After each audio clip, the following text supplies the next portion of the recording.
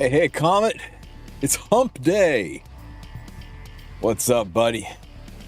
Xynos. Good to see ya. All these packs. Whatever will I buy?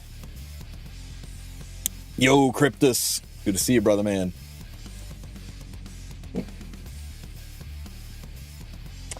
How the heck are you guys this fine Wednesday? I guess we'll go and do some Guild Wars. We'll get that out of the way. Oh. Well, that's okay. That's okay. We can spend some time getting through Arena. Oh. Does anything work in this game right now?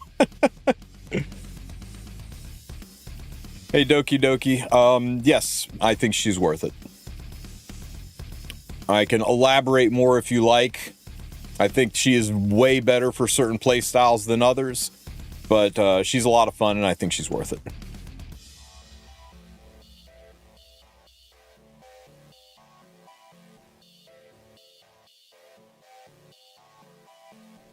Picked up a second Hecate for the new set and a speed set. Go for the new set and then go for a nuking one, because let me tell you what, I built my Hecate like this, and I have zero regrets. Absolutely fabulous pairing this girl with someone like Ahmed or Alots or any CR pusher. Very nice. I'm a turn 2 player. She's still good. She's much, much better if you play aggro, cleave, or even a relatively fast standard. A little harder to negotiate into turn 2 fights. You will still, if you don't find much use for her in RTA, you will still use the shit out of her in Arena and Guild Wars, even as a turn 2 player. She's got tons of opportunities in Arena and Guild Wars. But in RTA, I've heard some people trying her on counter. I've heard turn 2 players hiding her behind like Boss Arunka or a shit ton of mitigation or having a raise unit on the team to bring her back so that she can blow things up. So I'm not saying you can't use her turn 2, but she's definitely designed to be. It's kind of like ML Luna, right? ML Luna can definitely be used as turn 2. You can build a cleave aggro opener Luna, or you can whip out a turn 2 bruisery, fist fighting Luna. It's just, is the cleave one better? Well, yeah, but you can still do her slower.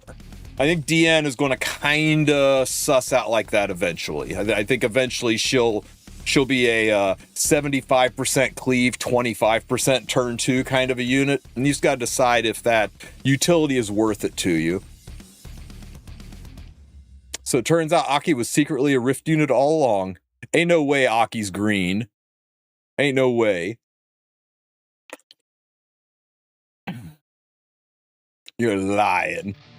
Stop messing with my emotions.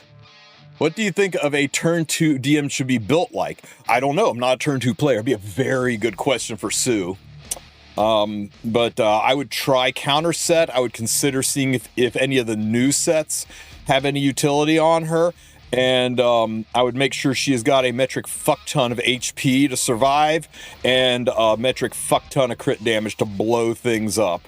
And then you just you protect her, and you protect a unit that can soul burn, like Boss Arunka, and behind Boss Arunka you hide a slower nuclear spirit Iceline who can soul burn for free, and then DN wrecks their shit. Things like that. You can also play her with with Zeo, right? I mean, you may say you're turn 2, but if there's ever a situation where somebody just like takes away all your tools and tries to play slow, you can just slam DN and Ludwig, and they better ban one of them or they're just dead. Yo, Tristen, what happened to Arena now? I don't know, man. Probably the same thing that happened to Guild Wars. I mean, guys, this is a new game. It's still in beta. You got to cut them some slack. You can't expect it to be like, ready right out of the box, right? That'd be crazy. Hey, guys, how's the music? Is it too low or too loud? New headphones, so everything sounds different to me. Yeah, it's a small indie company. Try to understand.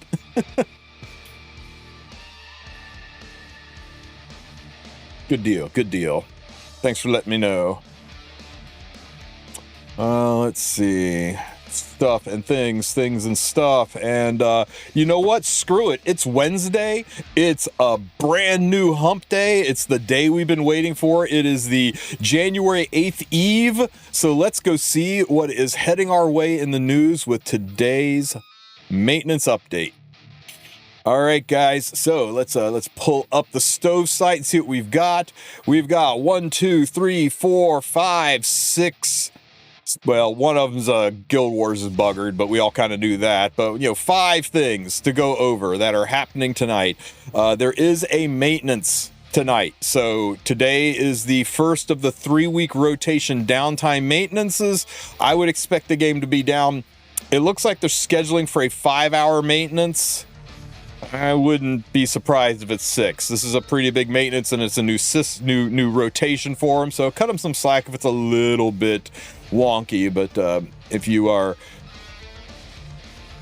able to get into Guild Wars before it's over, I don't know. Normally I'm like, make sure you get your Guild Wars done. But yeah, no, nothing, right? Just games going down tonight. We will have a post-maintenance podcast. I don't have our guests lined up yet, but at very least, me and Sue will be there yapping about what's coming next. So make sure you tune in tonight for the podcast.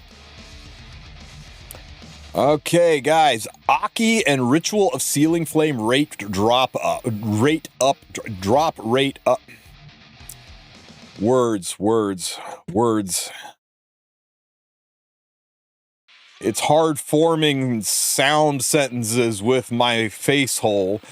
Okay, guys. Aki and Ritual Sealing Flame drop rate up. So, the Aki banner's coming out, guys. He is not limited. It is a standard drop rate up. They always say limited rate up when it's a limited unit. So he is not limited. Standard rate up banner. Very hotly contested, pun intended, units. People are either in one camp, right? Aki is trash or Aki is insane and people don't know what they're talking about. And the answer's probably somewhere in between. We'll have to see. I do think I'm more in the camp of I think people are really missing the, missing the plot on what this character can do. But we just have to see. There's a lot of questions. Will Shooting Star Katie's be able to heal him when he can't receive healing effects the way she can heal through block?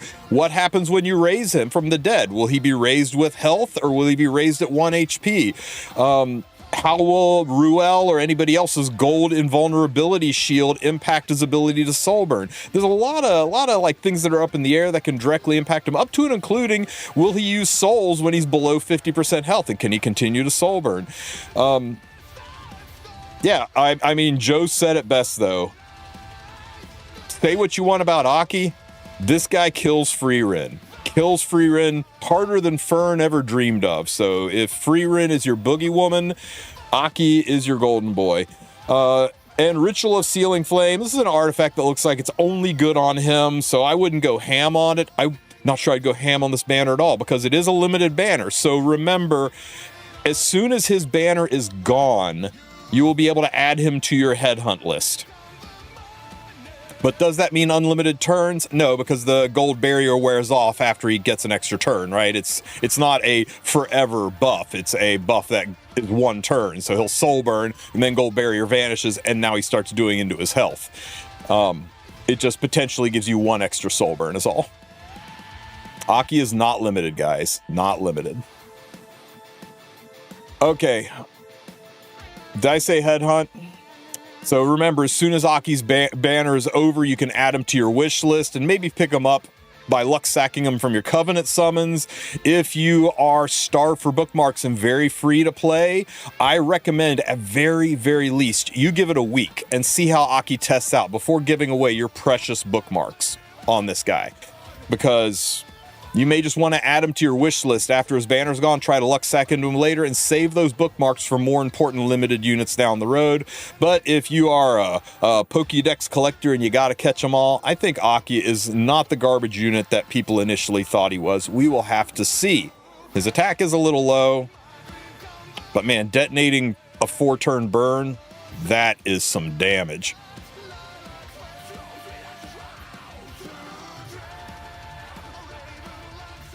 Hecate is limited, but not Aki. Correct. Hecate is limited. Aki is not.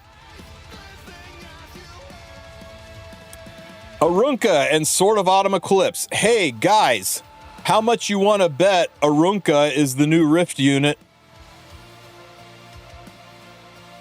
I think Arunka is the new Rift unit, guys. ML Arunka imprints. I'm telling you, Joe, new Rift unit. We'll see later. Pound for pound, there's no reason to pull Arunka, right? Arunka is not a good unit. She's basically crappy Hua Young. Cute as a button with an artifact that's every bit as bad as she is. But she's got no real purpose or job in the game. If she's waifu for you, pull her, put her in your lobby, whatever. But there's zero reason to pull this unit unless for some reason she's broken in the new Earth Element Rift. But that's it, guys. If you're new, skip Arunka. Moonlight exclusive equipment special pack sale notice. Oh my God.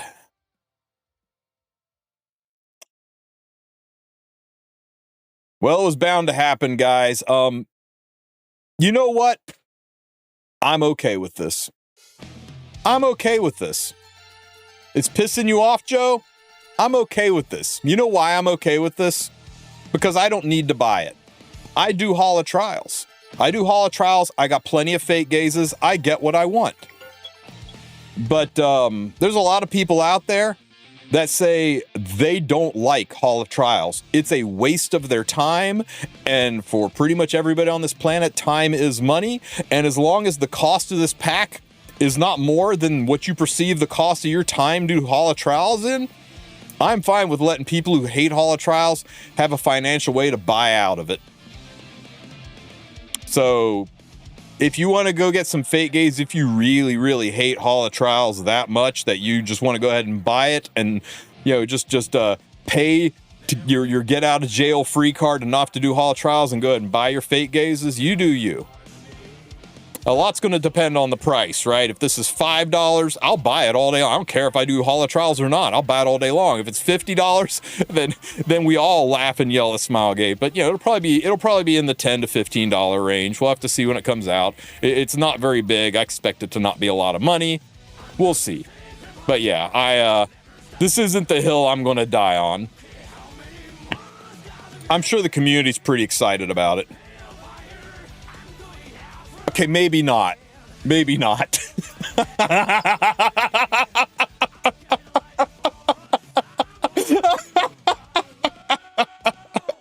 Oh, goddamn, Stove is on fire today, guys. All right, let's get into it. The 1.8 update. What have we got going on in Epic 7 today, or tomorrow, I should say? Hello, heirs. This is GM Dominio. Let's take a look at what we have in store for you in this week's update. The update details provided in this notice are subject to change and may be different from the actual update. Players will be able to view these updates after the maintenance on 1/8 Thursday. So, guys, judging by the thumbnail... Jesus Christ. Sorry. Judging by the thumbnail, I assume that says Aki. Whatever they're paying the people that make the thumbnails for their videos, they are not paying them enough. Let's go check out this 1-minute summary real quick. Guys, it's 1 minute 19 seconds. How cool is that? I love that their 1-minute summaries are now actually over 1 minute. Let's go. Ooh, too loud. Sorry.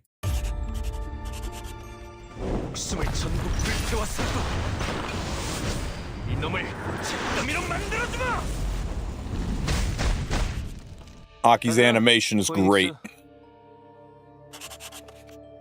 Okay, the new otherworldly breach is arriving. Something that we can spend 300 Skystones on is happening. Changes to the like and subscribe to Tristen Wulf.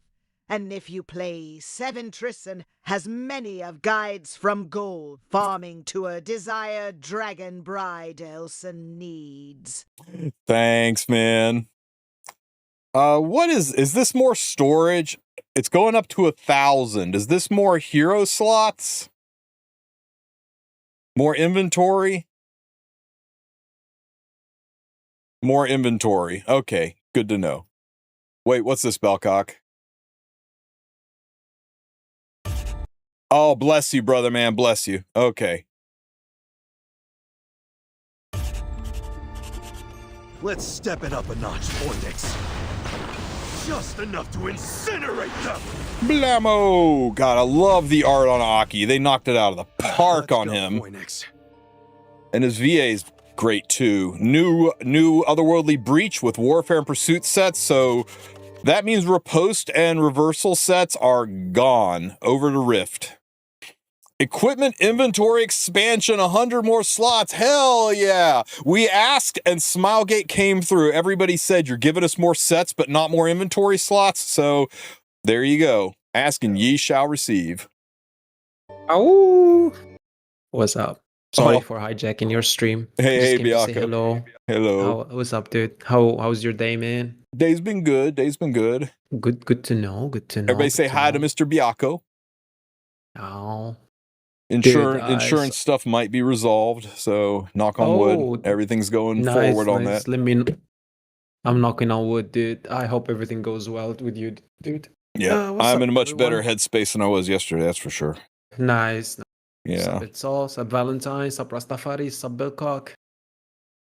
How is everyone doing? Are we happy about these changes? I don't know. We just are starting. We're like in the 1 minute video, man. Yeah. Okay. So okay. Sorry, I'm going to mute. Say anything. I'm going to mute you out here so that I can finish the recording and then I'll pop back in. Sorry. No, you're good. You're good, I bro. did not know you were. It's all good, man. All good. All right, let's go. Yeah. Okay. Improvements to the UI for transmissions. I guess that's nice. The balance patch is going into effect. It doesn't look like anything was changed in the balance patch. Oh! My headhunt pick is getting an exclusive equipment. Let's go. Oh, ML Aria. Husbando. ML Aria and ML Teu. God, did they really need it? I mean, Astromancer Elena over crying in the corner, guys. Oh my god.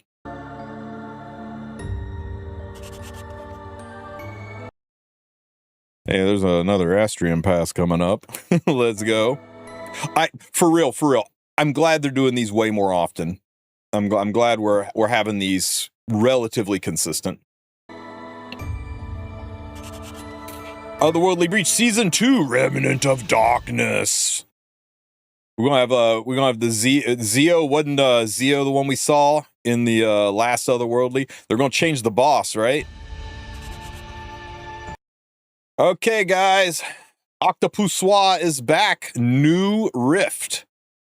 Starts immediately on maintenance. Holy crap. So Rift is here. Let's go.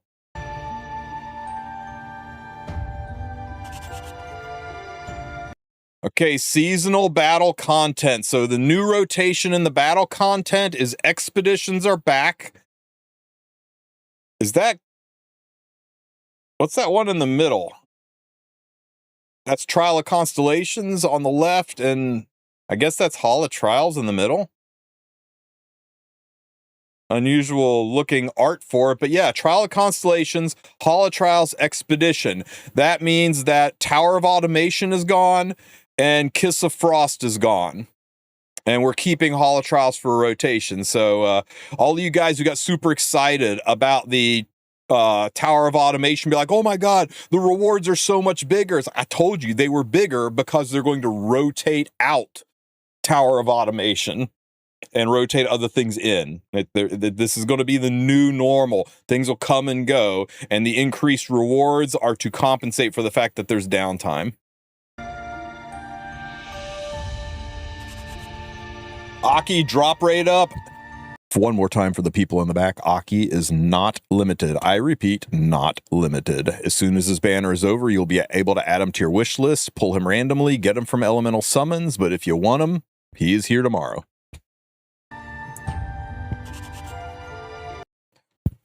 Oh my god, Sun Wukong is back, and along with freaking green Arunka, it's almost like we have a green rift showing up, and Hua Young.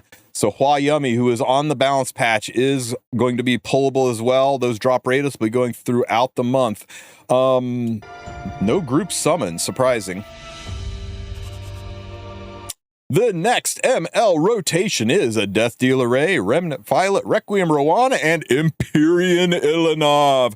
How many people out there locked in their Empyrean Ilanov from their headhunt and are sitting at pity going, oh, god damn it. That's okay, guys. I would have still headhunted Empyrean Ilanov even with her being here, because you are going to want to summon on the new units, not the old ones. So be glad you got your Empyrean Ilanov if you headhunted her early.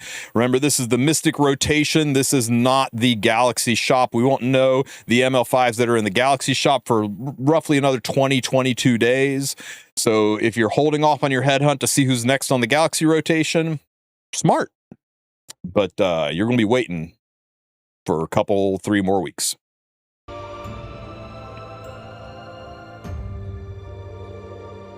Ow!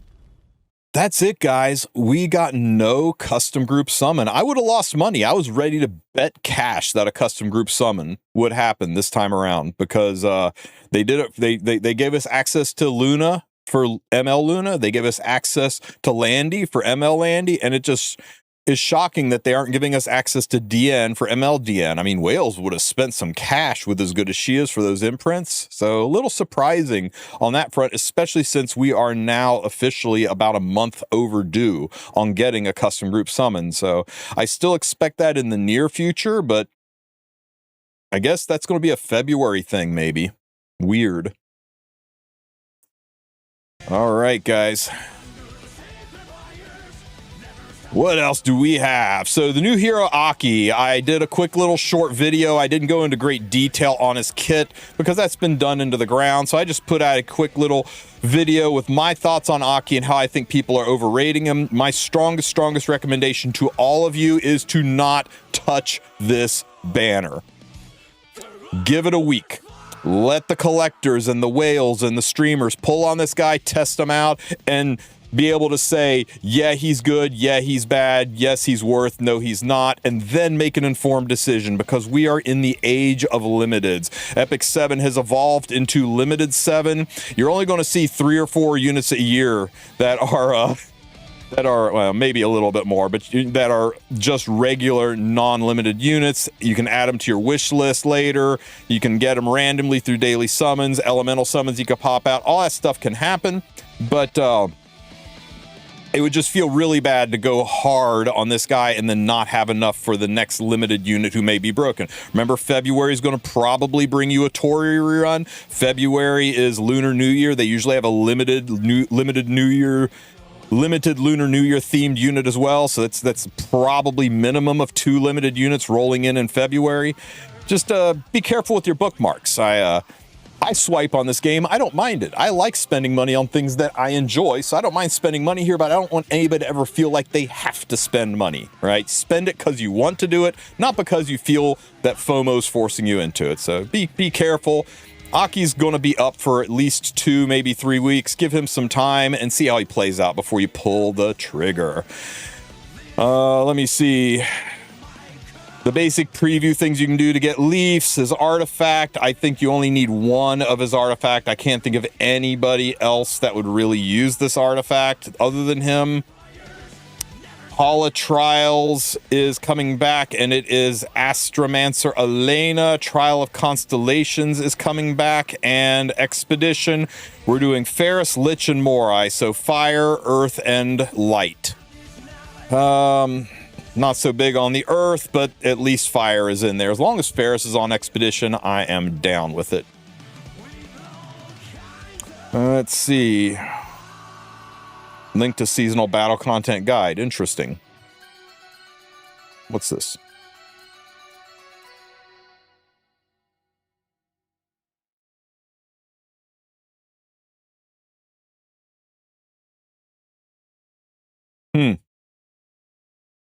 Well, that's useful.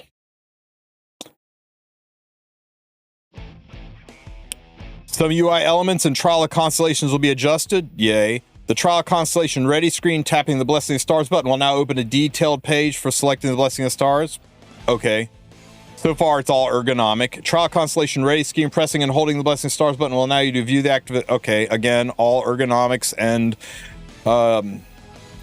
quality of life. Adjustments will be made to some monster skills.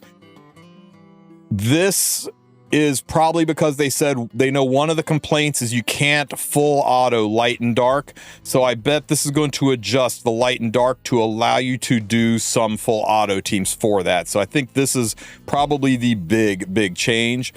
Blessing of the Stars effects will be revamped. This also probably is going to tie into allowing you to full auto the light and dark bosses, and the level requirements for Blessing of Stars will be eased. This is nice for newer players who just didn't have the gear score to bang out that full MOLA by getting 5 stars and everything. I'm glad they're doing this. Hopefully it's impactful and not just pissing on a bonfire. All these changes are good. It's going to make Trial of Constellations a little bit more accessible. All W's here. No negatives at all. New otherworldly breach. All right. Oh, it's Arbiter Vildred. We're going to be fighting Dark Gothic Arby, guys. Interesting. Be interesting to see what his mechanics are. 2 new equipment sets can be obtained through otherworldly breach. That's going to be the warfare and pursuit sets. And for those of you living under a rock, yes, they did cancel the acceleration sets, which is for the best. You're farming more than 2 of these at a time is rough. Okay, so you got to clear chapter 310, goes live after the maintenance. You can you enter using Spectral Core. I mean, guys, all this is the same. All this is the same. No changes. It works the exact same way Breach used to work. It's just going to be a different fight, different mechanics. You can obtain the new sets Warfare and Pursuit. Upon clearing Otherworldly Breach, you can obtain heroic or higher grade equipment. And upon clearing Otherworldly Breach, hard or hell difficulty, you can obtain Manifestation Stones and Reforged Mats, Shards of Agony. So Shards of Agony are going to be the new Reforged Mats used to upgrade Warfare and Pursuit sets. And with a certain probability, you can obtain Otherworldly event piece. Yeah, so I mean, we all know how this works. Shards of Agony. Farm the hell out of it, guys. It's the only way to get otherworldly in this. Hopefully you've saved up your cores and are ready to go hard on this. They'll eventually shift it over to Rift when it goes away, and that just makes it harder to get what you want. So farm yourself a good baseline of it, but don't ignore the important standard sets that you're going to need to grow your account. All right, guys, what I've been waiting for, new exclusive equipment sets. Let's go. The new... Oh, no way. I thought this was exclusive. Okay, sorry. Got ahead of myself. Got all excited over nothing. New equipment sets. Okay, so Warfare and Pursuit sets. Let's see if we got any more details on this. Can only be obtained. 2 new sets will be added. Yes. Sets will be changed. Okay, fine. Warfare set. 20% health, start of the battle. Resets cooldown. This is the one that's got everybody thinking, oh my god, PvP Tamarin. I mean, good luck with that base speed, but you got to admit Tamarin's going to be funny on this. It's definitely going to be Tamarin's best in slot for PvE, and it's neat, right? Because she'll start, she can transform, and then while she's transformed, Asaria can reset her, so that as soon as her transform wears off, she can transform again. That works. So this is going to make this set, even a crap version of the set, is going to make doing Abyss so much easier for newer players. And Pursuit set does not stack with other sets of the same name. There is your answer, guys. We were curious if this would stack like Torrent set or if it would work like Immunity or Pen, where one effect no matter how many you have. So I'm very glad they did this, because let's be honest with you, triple Pursuit set would kind of break the game and make any damage limit unit not viable. So this increases additional damage by 20%. That's the pop damage. So units that did 4,000 damage pop, they'll now do 4,800 damage pop. So it's a significant increase to that damage, but we didn't need to be doing a 60% increase to pop damage, right? But this will help 3F, this will help Renok, this will help Uber's Tooth, this will help any unit where you see after you do the damage, there's an additional pop damage that happens. That's what additional damage is, and that's what's being increased. It does not increase your base damage. It's not a better torrent set, guys. All right, what else do we have? Honestly, this takes it from broken to just a nice side hustle, right? It'll be nice for units that have pop damage, that don't care about things like pen torrent or immunity, but not a lot of units out there that don't care about pen torrent or immunity over this, so it reduces the farming need on this by quite a bit. What does this mean for free run into Renox?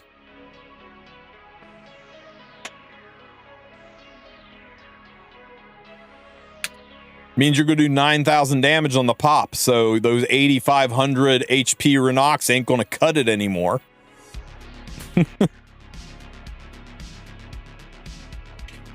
Okay, guys, we're here. New Rift season. Battle of the Oceans and only green elements. Told you Aki wasn't a Rift unit. Yeah, absolute filthy animals. Boss Arunka showing up. Green Arunka showing up on banner. Wukong showing up on banner.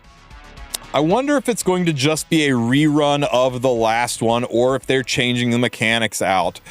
Entry costs are the same. You must select for restriction, counter force controller. After being attacked, when health is 40% less, dispels all buffs and gives a barrier for 2 turns. Does anybody remember if this is the same effect that we had in the Wukong Rift? Let me look.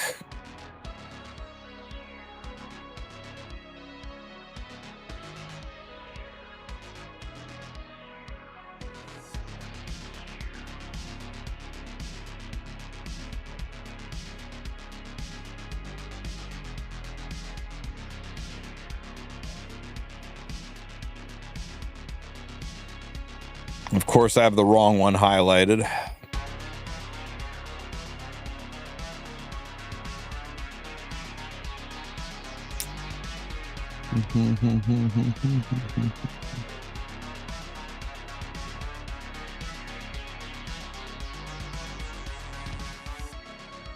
That's Fire Rift.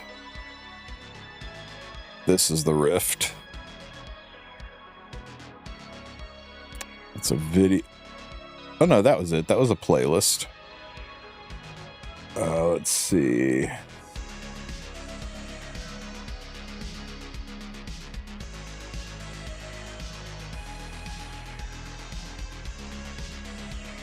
Me and my hats, I'll tell you guys.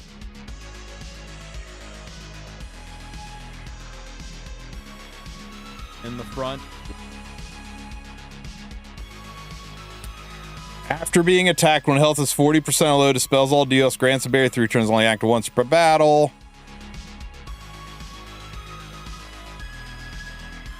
I think it might just be the same Rift, guys. I think it might be a Wukong Rift. I can't guarantee it.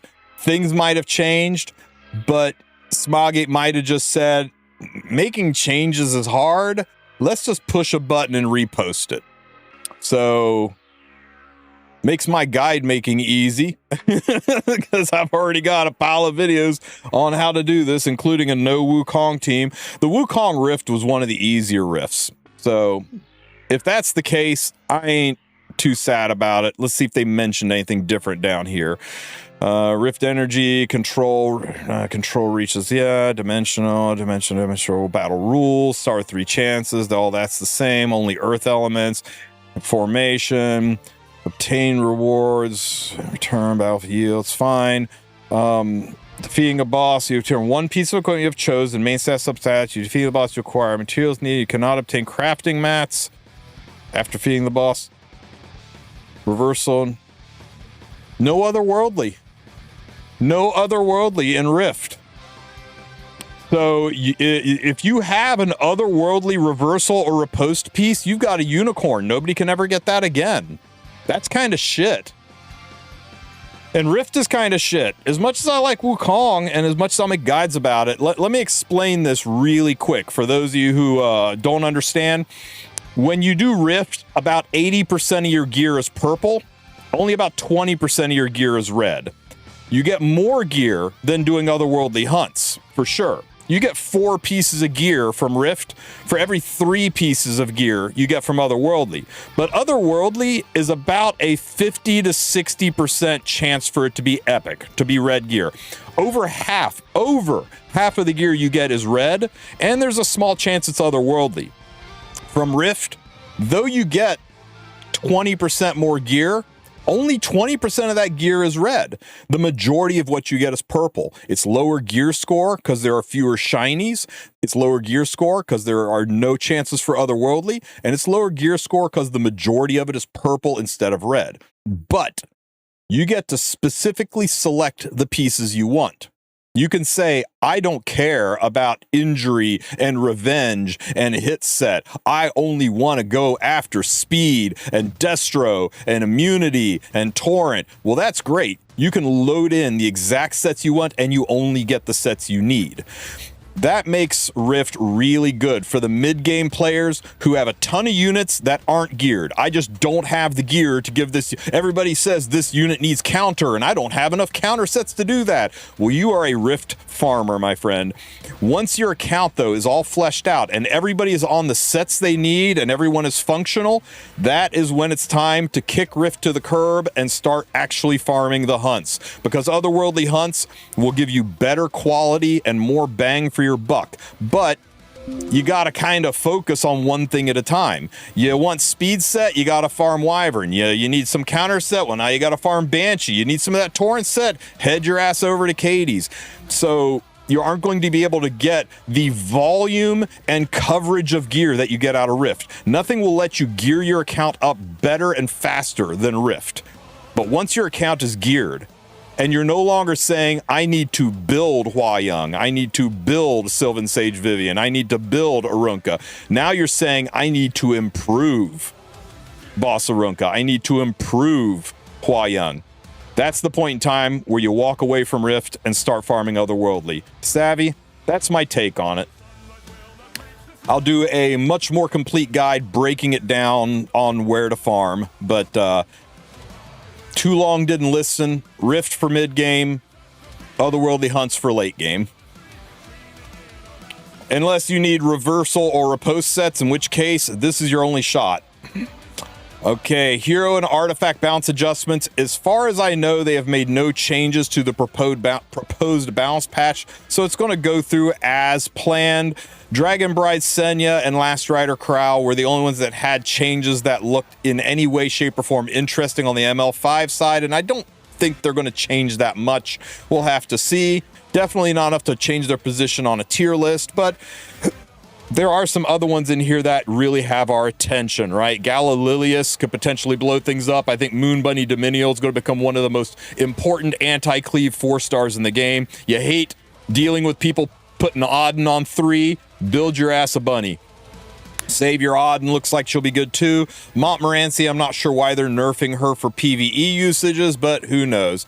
And Otherworldly Machine might just become the most important Ranger artifact for DPS Rangers. This is a limited time artifact. You can only get it by doing the side story. I recommend you don't fuse them all. Keep at least 2. You can bottle it. So that gives you the option to bottle up a second one if it turns out to be best in slot on something else. Keep 2, maybe even 3 of this, right? Don't go nuts. I'm not going to bother going over all the balance patch units. We've done that to death, and if you want to see my video on that, I'll link it in the description. All right, now we get to it. Now we get to the thing that got me all Twitter-pated, guys. New exclusive equipment for Arya. She's my headhunt unit. And Teu. 2 units who definitely needed to be better, right? I mean, screw Lone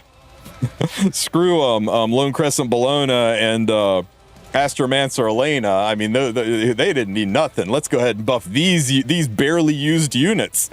Okay, so first for the turn 2 players, Disciplinary Prefect Ari. She's getting 14% more health, which is very nice. Increases damage dealt by 10% because, of course, she needed a 1v3 even better. And removes 20 souls from the enemy. Man, we really, really hate Freerin, don't we? So she has to take a turn for the removal of souls, but this is the thing, right, is everybody wanted Arya to be a foil against Freerin, but she really wasn't, because she just makes it more expensive to soul burn, but Freerin still gets the full benefit of souls. It doesn't impact Freerin's barriers. So this is a way for her to attack Freerin, which removes souls, and then directly remove souls, potentially dropping Freerin's barrier down enough that you'll be able to polish her off quickly. Makes her a little bit more of a foil for that. And also, if it gives people an option that's not Bellion into fights, where Bellion maybe isn't the best option, but you need to make sure not only are souls more expensive to use, but you can go ahead and slide the souls right off of them. I think this is a solid exclusive equipment for her. It makes her more usable. I don't think it's going to break her, but it definitely makes her more viable. But this isn't going to be like an Apocalypse Ravi level exclusive equipment. Really good, definitely pick one up, but I don't think it's going to change her playability or draftability that much. It's just going to make her better in the role she's already good at. Successor Teu, we gave something for the turn 2. Let's give something for the cleavers. 14% attack, because, yep, Teu definitely needs to hit harder. I mean, is 70k damage really enough? Really? And we're increasing his chance to defense break by 15%. Holy shit. Holy shit. He now has a 100% ignore ER strip and defense break. Is he the only unit in the game with an AoE ignore ER strip followed by 100% ignore ER AoE defense break? Oh my god.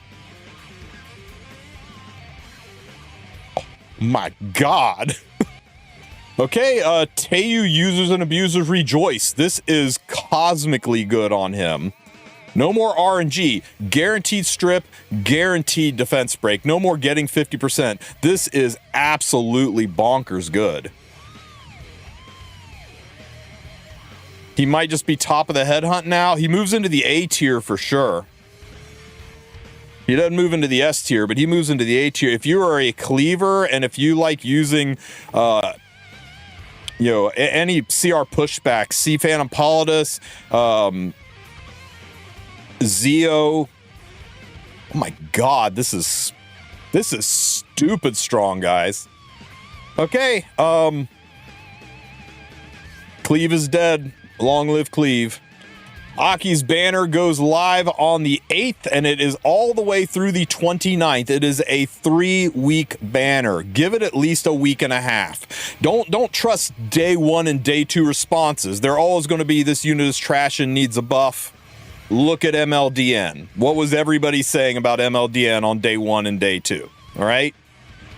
Give it a week. Let him settle in. Then make your command decision if he is worth your bookmarks now, if you're going to save for limiteds. Arunka. Guys, here's the thing. If this is indeed a rerun of the exact same Wukong Rift like we think it is, Arunka still has no use on your account whatsoever other than a collector's item. She is not a good unit in any aspect of the game. She may be in probably the top 5 worst banner units out there. Needs a buff. Get with it, Smilegate. Unless you want Boss Arunka imprints. If you want Boss Arunka imprints and you're a whale, you do you. Other improvements and adjustments. Oh, and they didn't mention here, but a Wukong banner is also coming so that people can catch up to Rift as well. Other improvements and adjustments. New exclusive equipment will be added to Draft Arena. That's great. For all of the nuns of you that do Draft Arena. Can you even do Draft Arena right now? Yeah, at least you can do Draft Arena. Anyway, for all the nuns of you that do Draft Arena, they're adding these changes in. They are changing the user interface to allow you to select 2, 3, and 4 and exclude ML heroes. So this just makes transmitting after you do a big summoning session easier, but who really cares? I mean, nobody asked for this, but it's nice that they are putting in the effort to continually improve our UI. When retrying episode stages, the last played team formation will now be loaded. That's nice. When the acquisition probably for each part of clearing the otherworldly breach hunt will be partially adjusted. So they're changing the rates on otherworldly equipment. Here we go. The acquisition probably for boots will be increased, while the acquisition probably for necks and rings will be decreased. Why? Why? Why would you? The drop rate is already shit, and you're lowering the drop rate for rings and necks, the things that people actually want, and you're raising it for boots, the things that people don't care about? Because nobody gives a rat's ass about otherworldly boots. Boots are like the least important thing to show up with a little blue sheen on them. Don't be wrong. Otherworldly's otherworldly, but who gives a shit about boots? It's all about necks and rings. Slightly decreased. Oh my God. Left side equipment, the exhibitional probability by equipment will be adjusted, but the overall probability will remain unchanged.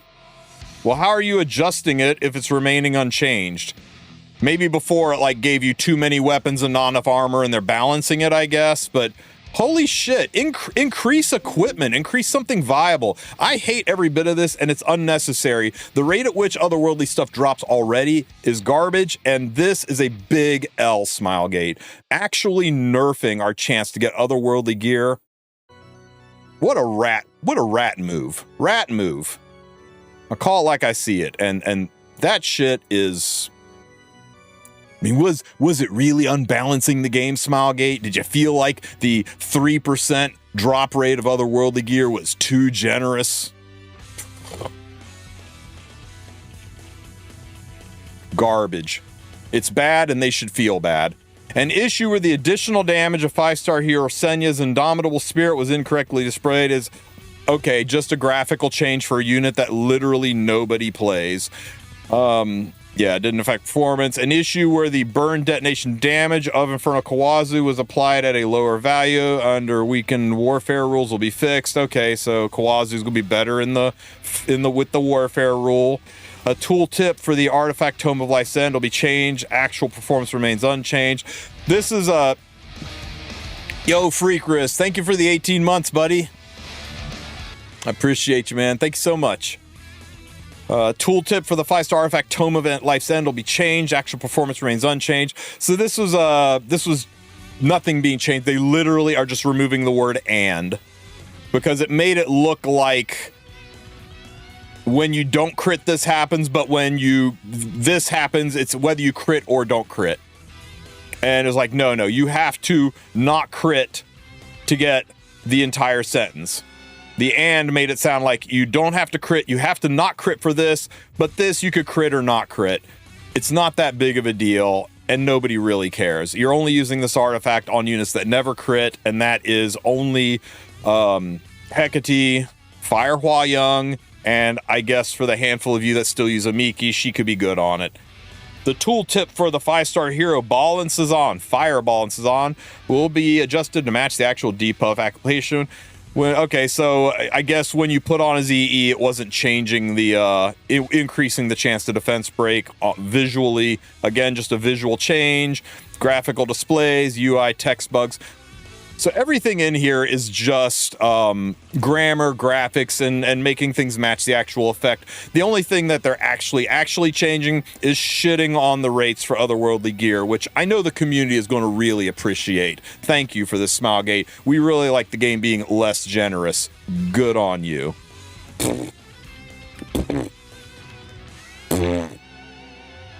MLTU is back.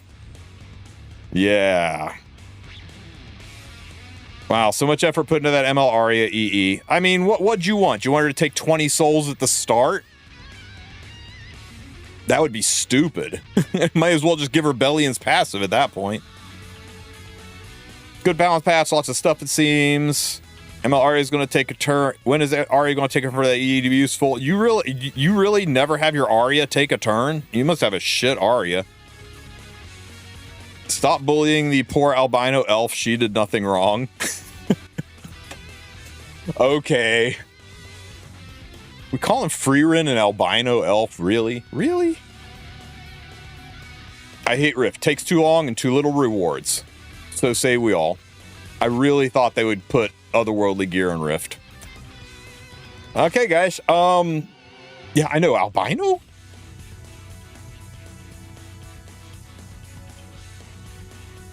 Shh. Sue. Don't crush my dreams of having an insane Aria. Okay, this is the bounce patch. It all goes effect tomorrow after maintenance. Join me and I'm _Sue tonight for the post-maintenance podcast. I look forward to seeing all of you guys there. We'll be talking about these changes and how much we love Otherworldly getting nerfed and how much we love Rift not getting Otherworldly gear and that it is just a rerun. We've waited all this time for a Wukong Rift rerun, but hey, here we are. If you have any questions, ask them in the comment section. Don't forget to like and subscribe, and I will catch you guys in the next one. Take care, Epic 7. Arya's slow as molasses is the one issue she has. I mean, she's so top heavy. If she runs too fast, she could like flip over and land on her head, and then she'd be stuck with her feet in the air, and you wouldn't be able to flip her back upright. It's just, you know, she's got all the balance of a sledgehammer.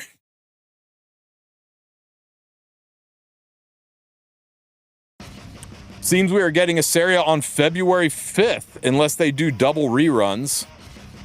What?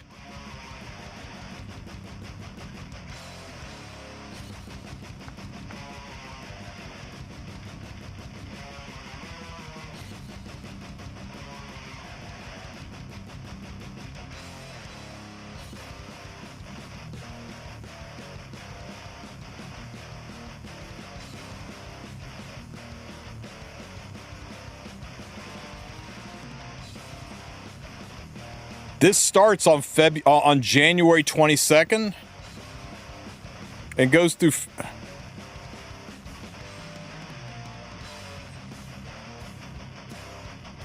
Is that a typo? Are we doing a 2-week rerun?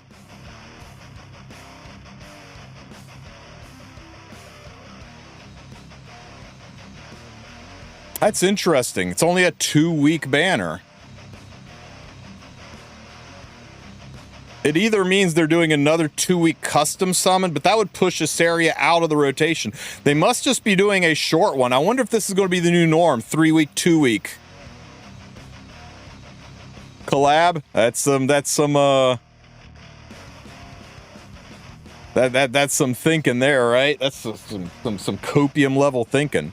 That's interesting. Thanks for pointing this out to me. So yeah, that would mean instead of on the 5th, because normally the reruns are a 3-week rotation, that would mean instead of the 12th, she'd be on the 5th, which would shift all the ML5s off. I'll have to remake my calendar, but I wonder if that's going to be the norm. 2 weeks for reruns, 3 weeks for news. You think that would be nice? I don't think that would be nice, because that gives people less time to save up their mystics, and it makes it that much harder to pull for ML5s as free to play. As it stands, if you are free to play, you can pretty much go pity, skip 2, pity, skip 2, and that would change it to be pity, skip 3, pity, skip 3. So I'm not sure I like that from a low spender free to play standpoint. But I guess we will have to wait and see what that means. Yeah.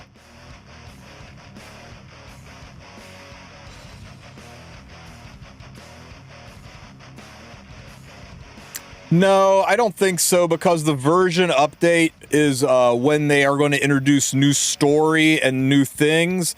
It's possible, right? It's possible, but they said they wanted the unit to be relevant to the story that's going on, and we should still be in the Aki, Dien, Asaria story range here.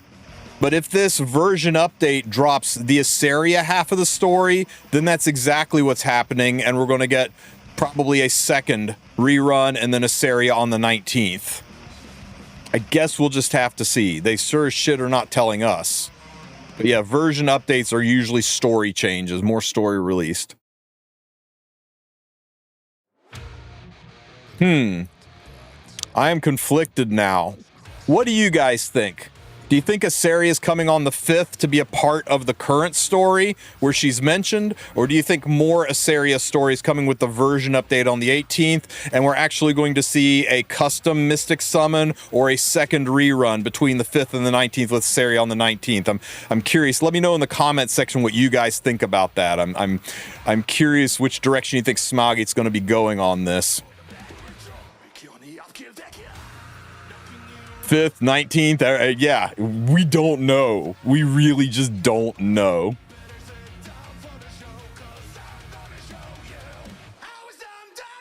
I want the queen that holds the Elbrus, not some newest area. Well, it's good to want things.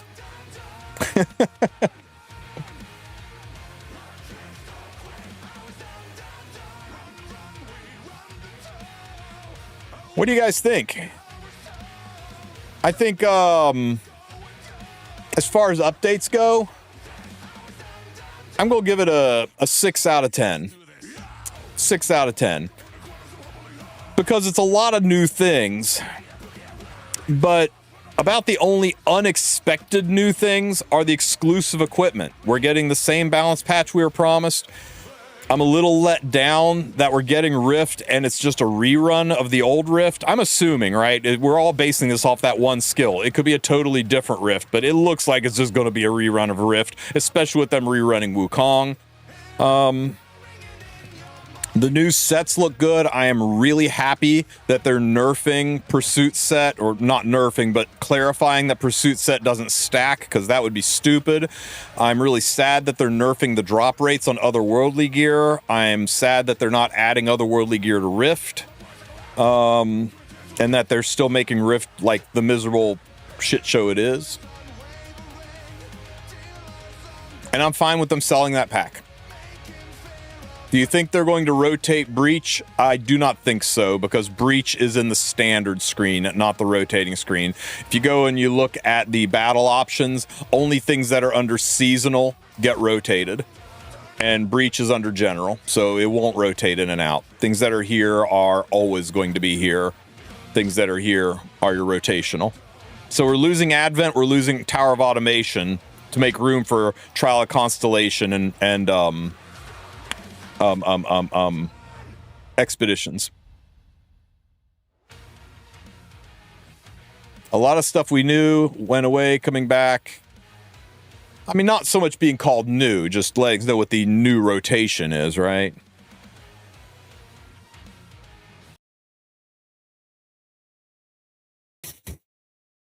Yeah, Beardy's a glass half full kind of guy.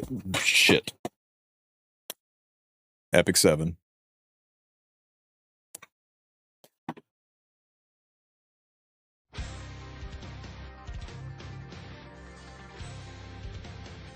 Hoochie, have you got anything for me? Anybody else keep forgetting to check Hoochie's shop?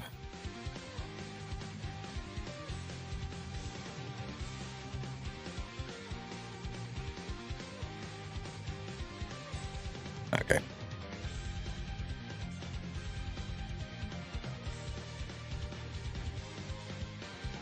I know, I freaking... I miss my hotkeys. Clicking on the table to go to teams, clicking on Garo and Hoochie to go to Garo and Hoochie. Having a waifu at this table, I purposely summoned on the Bomb Model Kana banner so that I could leave Bomb Model Kana in my Connection Heroes unclaimed, so she would sit on this stool and blow little heart kisses at my Surmias. And now she's gone, and this table is old and getting covered in dust, and it makes me sad. I honestly, remember everyone was like, where's our Christmas themed lobby? Why aren't they doing the Christmas themed lobby? I think it's because the Christmas themed lobby still had the hotkeys and they couldn't get it to like suss up with the current version. So they would had to have recoded it and didn't have time. Can we get a survey again for E7? We need a survey again for E7 real bad. I can maybe put one together while I'm laid up. Sure. I'll talk to Smilegate about it and see if they'd like me to host one or if they'll do one.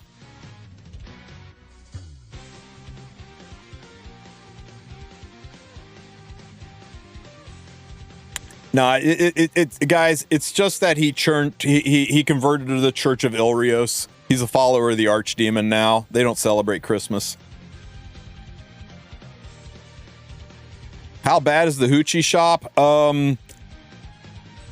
I always buy the Leafs because the Leafs are always more stamina than the Skystones, and that's predominantly what I care about for my Skystones is stamina for farming. But if you're low on Skystones and you're using them to rotate the secret shop, maybe don't buy the Leafs. I buy the Mystic Metals because DN took me to pity and I need to recoup. 200 Skystones. I think 50 Mystic Metals is like every 300 or every 280 Skystones on average. So if you're lucky, refreshing the secret shop, people are back and forth on these, right? Technically, on average, this is more Mystics per Skystone, but you also got to consider that while refreshing the secret shop, you'll also get regular bookmarks. And some people like, yeah, it takes 280 to get the 50 instead of 200, but I also get bookmarks. And then you could say, yeah, but you also spend gold. So you kind of have to make a determination on, do you need bookmarks? How bad is your gold? Do you just care about the Mystics? And make a best return on investment, whether or not you use the Skystones to refresh the secret shop, losing gold, gaining bookmarks, and having it be a little more expensive for the Mystics, or do you just go ahead and buy it straight up because all you care about is Mystics and you're low on gold and you need to save that shit? That's back and forth. Hoochie's Lucky Chest. I think if you are over 10,000 Skystones, this is worth it. Everything that's in Hoochie's Lucky Chest is, with the exception of one or two items, everything in here is worth roughly 100 Skystones. Some things are worth a lot, but on the average, you will get slightly better value per your Skystone buck on this. But again, if you're very low on Skystones and this is your primary way to roll the secret shop to get bookmarks to summon your units, skip the Lucky Chest. But if you've got like 7, 8, 10k Skystones, I buy Hoochie's Chest. And that's it. That's all I ever fucking get. The only exception to this is if you are low on Molagora, this is a pretty sweet deal. To be able to grab 5 Molagora for 1750 seems like a lot, but there's no way to farm this stuff. And this is about a week's worth of Molagora, a week and a half worth of Molagora for about 2 weeks worth of farming Arena. You just got to decide. If you're sitting like me on 60 Molagora, then you don't need to buy them. If you got like 5 Molagora and you just pulled DN and Hecate and you're like, who do I give this 5 Mola to? Suddenly this has a lot of value to you. So yeah, you make this decision based on your resources. I'm not buying it because I got a ton of Mola and because most of my gears are leveled. If you are pretty new to the game, you probably need this shit like it's going out of style. So I'd buy this if you're relatively new. What's the best way to farm gold? The highest return on investment, gold per stamina, right? If we're talking gold per stamina, not time, but gold per stamina is you go into the episode section and you do any of Chapter 5's episodes. It's the highest gold per stamina payout. It'll probably take a full team. It'll probably take a good team, but you will get more gold per stamina than anywhere else in the game. The second best place to farm gold is in the side story under Book of Memories. There's a side story called Eulogy for a Saint. This is about 20% less gold. Right? 20% less gold than the episode 5. It's about 30% more gold than episode 4. So it's better than episode 4, worse than episode 5, 4 gold. What makes Eulogy so nice is anybody can farm it. Episode 5, most people aren't even there yet. And even if they are, you can take just Free Spirit Tierra on relatively shitter gear and put it on auto. And not only does she solo it, well, she solos it better if you have gear on her, I guess. Make sure she's got 100% crit, guys. But she solos it giga fast. And that means you can take 3 friendship units with you and friendship farm 3 of your units for some free Molagora and skill ups. You also are doing a 5-stage run instead of a 3-stage run. So that's an increased chance for charms to drop. That's an increased chance for stigma to drop. That's an increased chance for gear to drop. So because of that, you will get more charms. And I'm counting powder as well as charms together. You'll get about 50% more charms. So this is the best farm for new players because it's easy. For friendship farming, because it's easy. For gear charms, because it's more gear charms, about 50% more gear charms. And it's pretty good gold. It's like doing episode 4.5, right? It's halfway between episode 4 and 5 for gold. So this is the preferred farm. Just make sure once you open it, you never, ever, ever collect the last reward. And if you do collect the last reward, make sure out here you don't click the button that says collect the final reward, or you can never go back in, and Smilegate will not reopen it for you. And you will forever be locked out of the best friendship, charm, and speed farm for gold there is. So this is faster, right? Because you're in and out in just a few seconds. Episode 5, you can farm it fast if you've got really good gear. And the nice thing about it is 20 stamina per run, right? 20 stamina per run instead of 8 stamina per run. So you can burn through your stamina a lot faster. It'll feel like you're getting more gold from this than you're getting from Eulogy. You feel like you're getting a lot more, but realize you got to divide by 20, and Eulogy you got to divide by 8 to get your gold per stamina. I'll do a whole video breaking down all the places to farm, but there's a time and place for everything. Eulogy for friendship, for charms, because it's easy, for speed, and maybe a little bit of gold. Adventure, if you can clear 5, better for gold. You can also get these special things like Proof of Courage to donate to your guild. There's an occasional chance for gold transmit stones when the Goblin's Lair opens up. And most importantly, when doing adventure, you get adventure points. And I know if you're relatively new at this game, catalysts are the biggest roadblock, more than Mola, more than gold, more than charms. Once you get to the late game and everything is awakened and leveled up, suddenly these aren't a big deal. But one of the biggest mistakes new players make is not farming adventure enough. So you want to farm adventure to get your AP so you can buy the catalysts that you need to level up your units. So a time and a place for everything. There is no best place to farm. You need to focus on your biggest return on investment. Oh, I'm completely out of gold to level my gear, and I don't even have the charms to do it. Well, you need charms and gold. Sounds like you're farming Eulogy. I've got 10,000 charms, but I don't have the ability to level my units to level 60 because I'm out of catalysts. Well, maybe you need to farm your gold and catalysts by doing the adventure in AP. I got a shit ton of awakening mats and charms and everything, but I don't have any gear to level. Well, go farm some hunts. Focus on the biggest return on investment and try to narrow it down to focus on at least 2 things at once, right? I need gold and friendship, Eulogy. I need charms and gear, hunts. I need AP and charms, adventure. It's the only place to get AP. IG just AP. I don't need anything else. I'm flushed on everything except AP. Well, shit, son. Go farm episode 1. You can farm it super, super fast, and it's still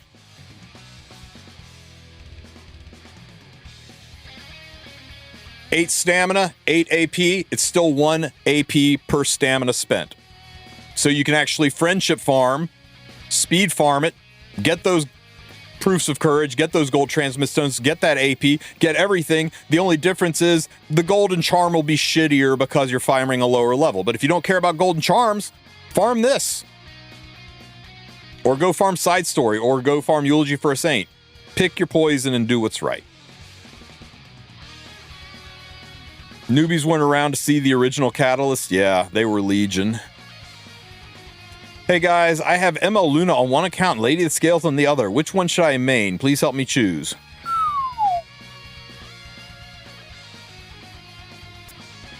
Luna, because she's banned less often. I think more and more things will counter Lady of the Scales mechanics. Nothing counters Luna's mechanics, and I don't think they can put anything in the game that will ever counter Luna's mechanics. So I would put Luna ahead of Lady of the Scales, but you're asking me which handgun will kill people faster. I mean, they're both insane, but I think Luna is going to be the one that will give you the longer lifespan. But that's also personal preference on what you like better too.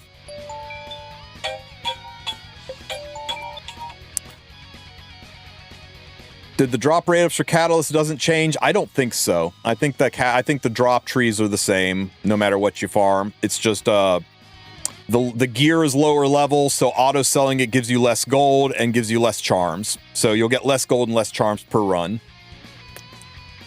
But since it's 8 stamina, you can get almost 3 times the runs, 2.5 times the run as episode 5, so you can get more friendship and the same amount of cata points, and it's easier to farm.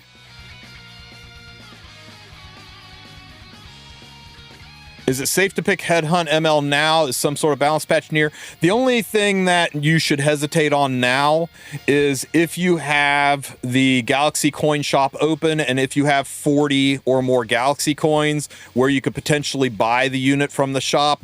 In 24 days, this will change to new units. And if you got 40 coins, you would hate to see your Headhunt unit appear in the shop in 24 days. But if you don't have 30 or 40 coins, the only reason to wait is if you go to your summon tab and you do your daily Covenant summon and out pops the ML5 that you selected. That's gonna suck, but I mean that's crazy. That's like lottery ticket level crazy. So I think if you don't have 40 Galaxy coins, you're safe to lock it in. The next balance patch is long after Headhunt's gone. Well, not long after, but after Headhunt's gone.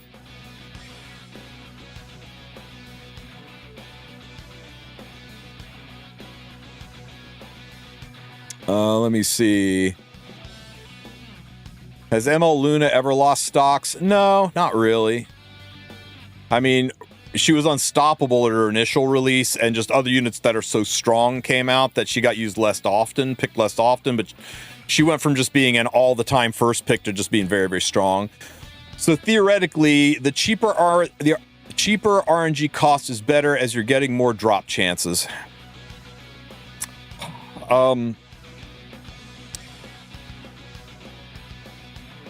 I promise you, I will have a video breaking all of this shit down within the next few days. Best places to farm in 2026, all laid out for you, and you'll be able to see this stage gives you this many gold per stamina use. This page gives you this many gold, this many charms, and this much AP per stamina usage. And with some side notes about it also drops this shit. It's also easier to farm, and then you'll be able to look at it and go, okay, I need this and this, and it looks like these 2 stages are the best. I need this more, so I'll farm this stage. I will make it as crystal clear as I can for you guys.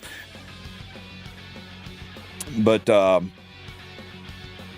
one of the nice things about Epic 7 is you just need to figure out what you're missing, and that will tell you where to farm.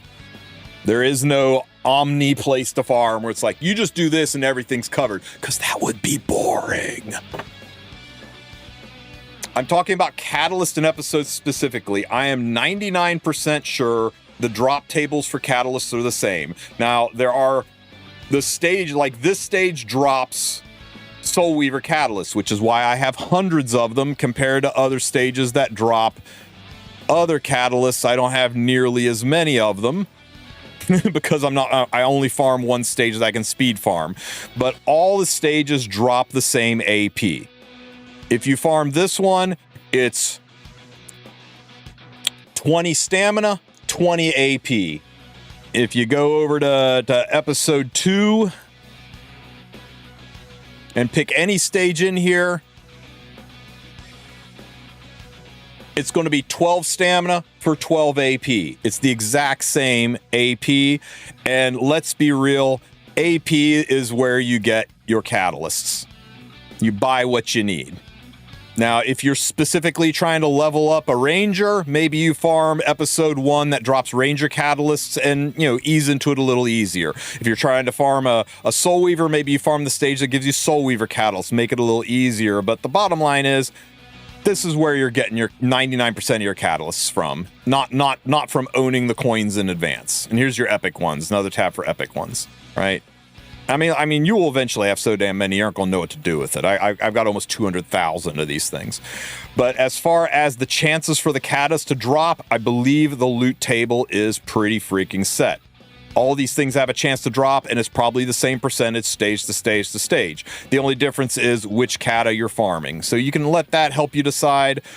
But most people just pick the hardest stage they can farm fast, because the thing that is different from level to level to level, there are two things that are different. One, the monsters are harder, so they drop more gold and they drop more stigma, and the gear is higher level, so it sells for more gold and it sells for more gear powder.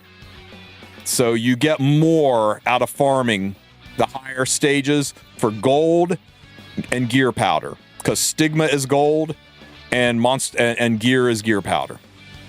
Other than that, other than those two things, other than gold and powder, there is literally no difference farming these stages, except maybe it's easier, maybe you can friendship farm, all that kind of stuff, right?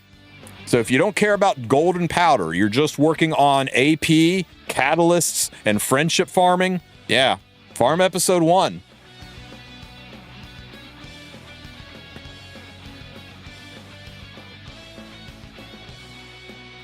Does MLRA need HP or speed more? I think a speed EE would have served her better, but they wanted to, they wanted to do something for turn 2 and something for cleave. So they did something for a cleaver, and they did something to make a tanky sustained bruiser unit more tanky sustained bruiserier. But I think everybody, if you did a poll of all the ML Aria users and said, would this EE have been better on speed or HP? I think 90% of them would have said speed.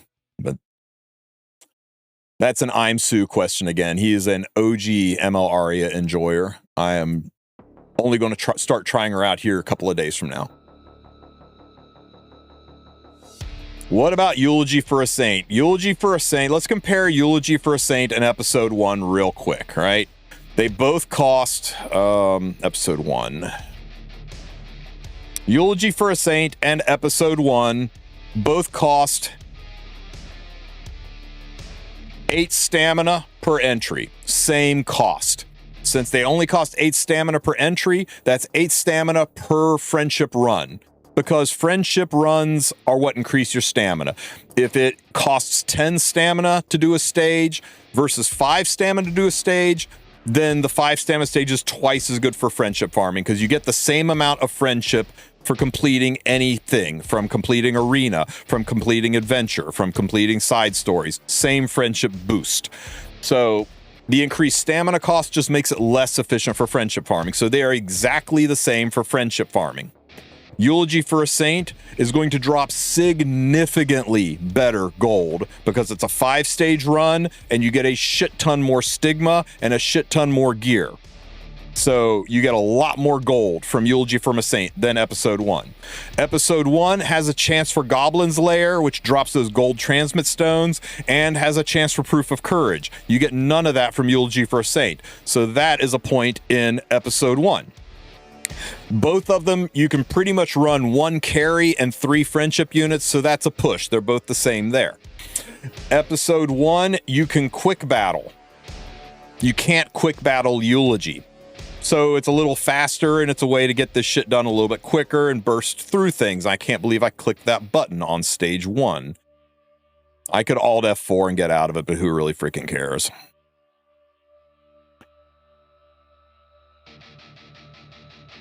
In episode 1, the gear automatically sells. You notice I got 6,000 gear here, and I only got 3,000 gear here. It's because it automatically sold the gear drop for me. and it automatically converted the gear into gear powder for me. I didn't have to do that. With Eulogy for a Saint, that level 27 gear drops to your inventory. You have to manually sell it. So although it's more gear powder, there's a couple extra clicks involved, which can be a pain in the ass for some people. Some people don't like that. The biggest difference is you do not get AP from Eulogy for a Saint. You do get it from Adventure, and AP is what gets you your catalyst. Legitimately, there is only 2 reasons to ever farm Eulogy for a Saint. One is you are hyper focused on getting gear charms, and you are hyper focused on getting gold and can't farm stage 5 yet. If charms are no longer an issue for you, and Epic 7 is moving in that direction, they're moving in a direction where they're aware that the charm economy sucks, and they're trying to make charms more readily available, right? They're giving us these cool events where we can go in and get charms this way. And they're coming out with the Orbis Gladiatorium in February, which I think is going to be a major charm farm for us. If we get to the point where charms are a non-issue, there is no reason to ever farm Eulogy for a Saint at all. I mean, it is a slightly better gold farm for newer players, but newer players probably need catalysts so bad they should just farm episode 1. So all you people that are really, really sad that Eulogy got shut down, the only thing Eulogy is really good for right now is charms.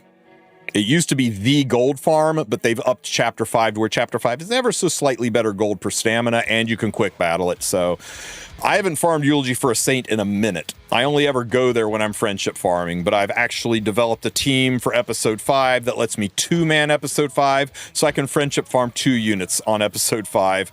But that's some pretty endgame gearing. But I know a lot of you guys locked yourselves out of Eulogy or don't want to drop the 900 Skystones on it. It's getting less and less important, and I suspect that by this time last year, people were like, why would you ever unlock that stage? Who cares about that? At least that's my hope. They either need to give everybody access to it again, or they just need to make it obsolete. One of the two. And I would rather them make it obsolete, because it is a little bit cumbersome with the gear selling and all that.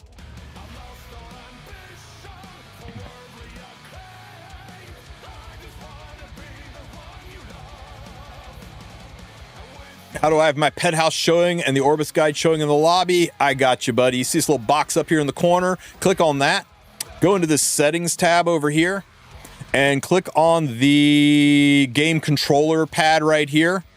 And you've got these quick slots. And you can just take an empty slot and you can put anything you want in there. Like I can put Grace of Growth in there and go back. And now I've got the Grace of Growth showing down here too. So you can make the UI as clean or as cluttered as you want. You can put up to 4 things in there.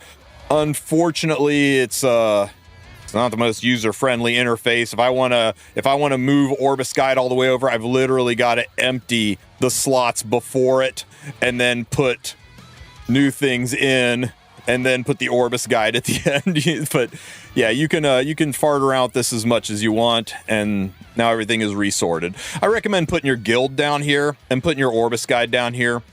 At least those two. Everything else is fluff. Pet House is nice too.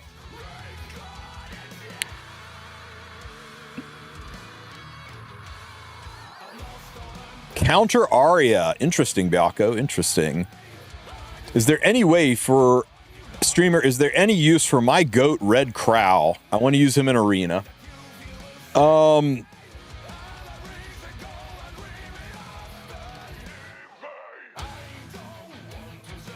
mean, he's a solid nuke unit. What is it he shoots through, right? He shoots through damage limit, is it? Yeah. Biaka's kind of nailing on the head. He doesn't... There's something he shoots through. It drove me nuts when I fought him. I was like, oh yeah, he just fucking kills me. Yeah. As long as the opponent doesn't have Empyrean Ilanov. I think the the warfare rule that gave everybody Penres just obsoleted him. But now that that's gone, as long as Empyrean Ilanov or anti-pen units aren't in play, he's pretty good. He hits like a fucking truck.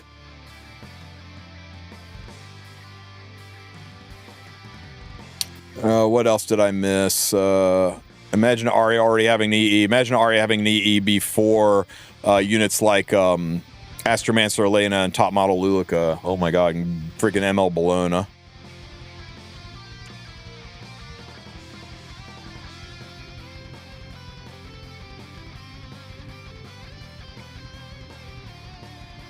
Guys, if I missed your question, I've been yapping a lot and chat's been moving fast, so please don't feel like I ignored you.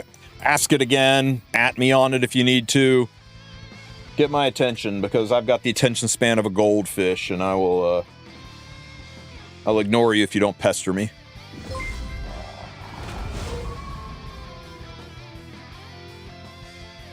Yeah, she kind of does, doesn't she, nice dude? Fight me. ML Bologna needs a rework. She just loses against today's bruisers. I don't know. Maybe. She's still good in niche situations, but she does need a little something something. You think Lady of the Scales needs an EE? Bet. You know who really needs an EE is Ran. Ran needs a speed EE. You think this is a mistake, or we get another maintenance next week?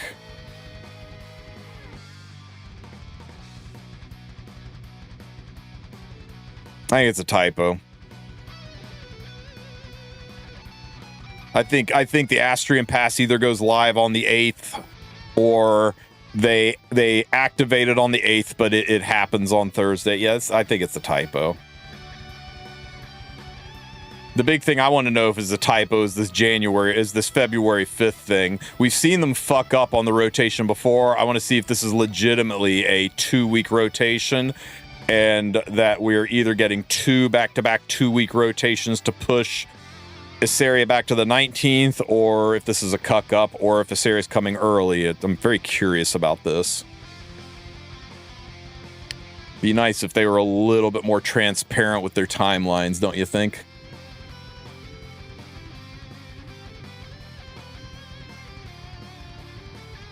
Arcetti needs an EE? Of course she does.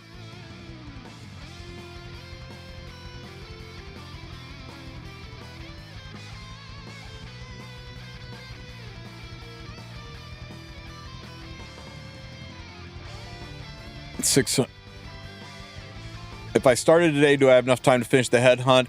I believe the headhunt gives you like a certain number of days from the moment you start it, right? It's like 60 days with a 2-week grace period after it to collect. But yeah, you should be fine. Is the Astrian Pass upgrade worth picking up? It's a good way to get a linchpin piece that solves problems, but the Skystone price for it is so high. I think if you're a spender, sure, but if you're not a spender, I think the Skystones are better spent elsewhere. You're spending a lot of money for a perfect piece of gear only to have it roll like shit. And that's frustrating, right? ML Luna needs a speed EE. I'll mess up my slow Luna now. We had a 2-week rerun prior. Yeah, but everybody thought that was to line everything up. But maybe it is. I really hope we're not going to a 5-week cycle on ML5s. That would be not good for the community. Is there any bundle coming out soon for guaranteed ML5 stars? No. They don't give away ML5 selectors. That never happens. The closest we ever had was a limited ML5 selector that only let you select from 5 specific ML5s, and that was for the 7th anniversary. Sometimes they will do limited selectors that are like a E7 WC selector where you can pick from the top 5 units that were used in the E7 WC. So for $100, you can buy a ML5 selector, but it's just these ones. I doubt if they didn't do it for the 7th anniversary, you will never see a here is just any ML5 in the game you want, pay cash. I shouldn't say never, but I don't think they ever will. Selling that level of advantage is just really unlikely for this game. Closest thing you'll ever get to an ML5 selector is the Headhunt event, and that happens every single year for free.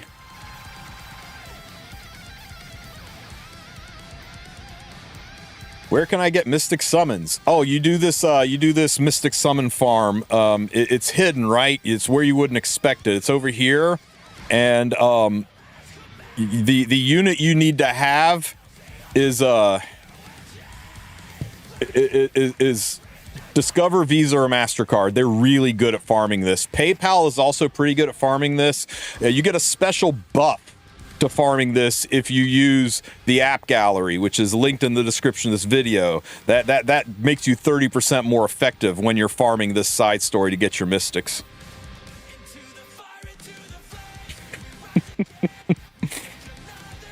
You like how I worked that ad in there, guys? Woo, come on, guys. Get it.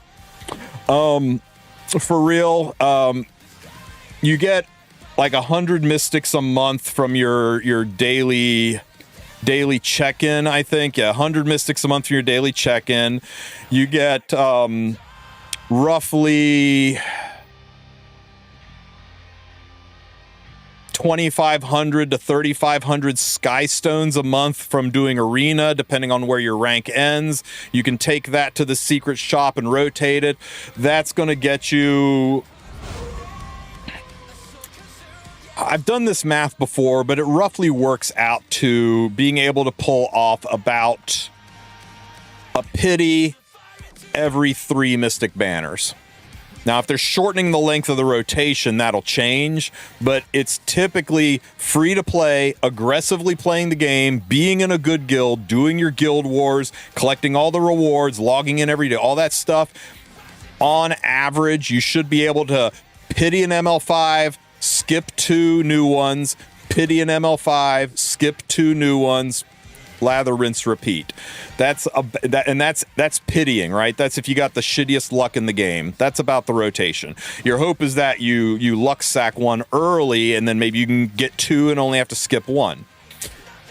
But that's the way it's designed. It's not designed to give you free-to-play access to everything. How are they going to keep the lights on? They got to sell some packs, guys. You can't blame them for setting it up like this. But if they shift us down to a 5-week ML5 rotation instead of a 6-week, that probably means you're going to have to skip 3 instead of 2 between pities. I'll have to do the math on it, but yeah.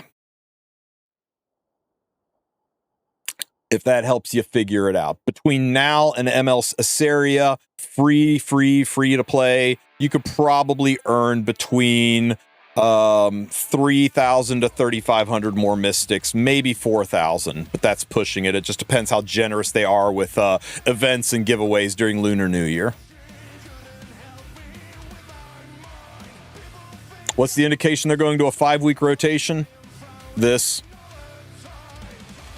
That's only 2 weeks long for a rerun. So they're either going to a 5-week rotation or they're going to a 7-week rotation by running 2 reruns in between the ML5 release. And we don't know. Or this is a typo. It could literally be any of those 3 things. It could be a typo. It could be an indication of 2 reruns between mystics. It could be an indication of a shortened rerun during mystics, speeding up the rotation. It could be an indication of a special custom mystic summon coming after this one. We don't know. It could be any of those things. And you know who's not going to answer that question when I ask them? Smilegate. So, yeah, I'll ask them, but they ain't going to tell me. So we'll have to see, guys. We'll have to see. Yo, Tristen, should I not pick Ilanov in my headhunt then?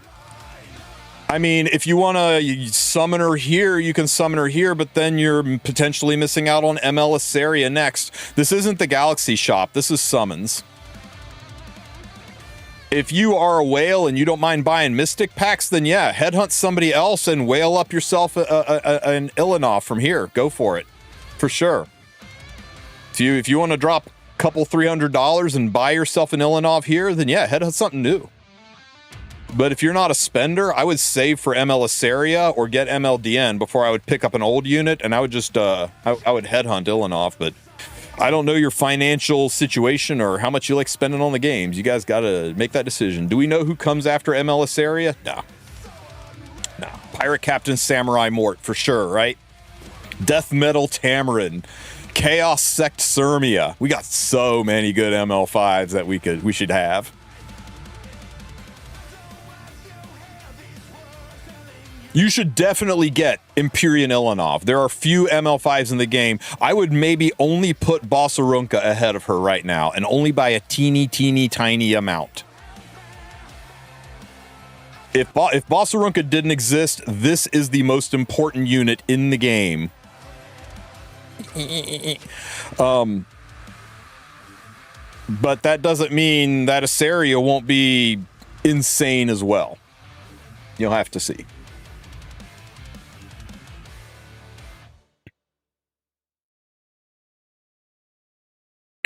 Can you still get the rewards in the shop after you picked your headhunt? Yes. Yeah, after you oops, wrong button.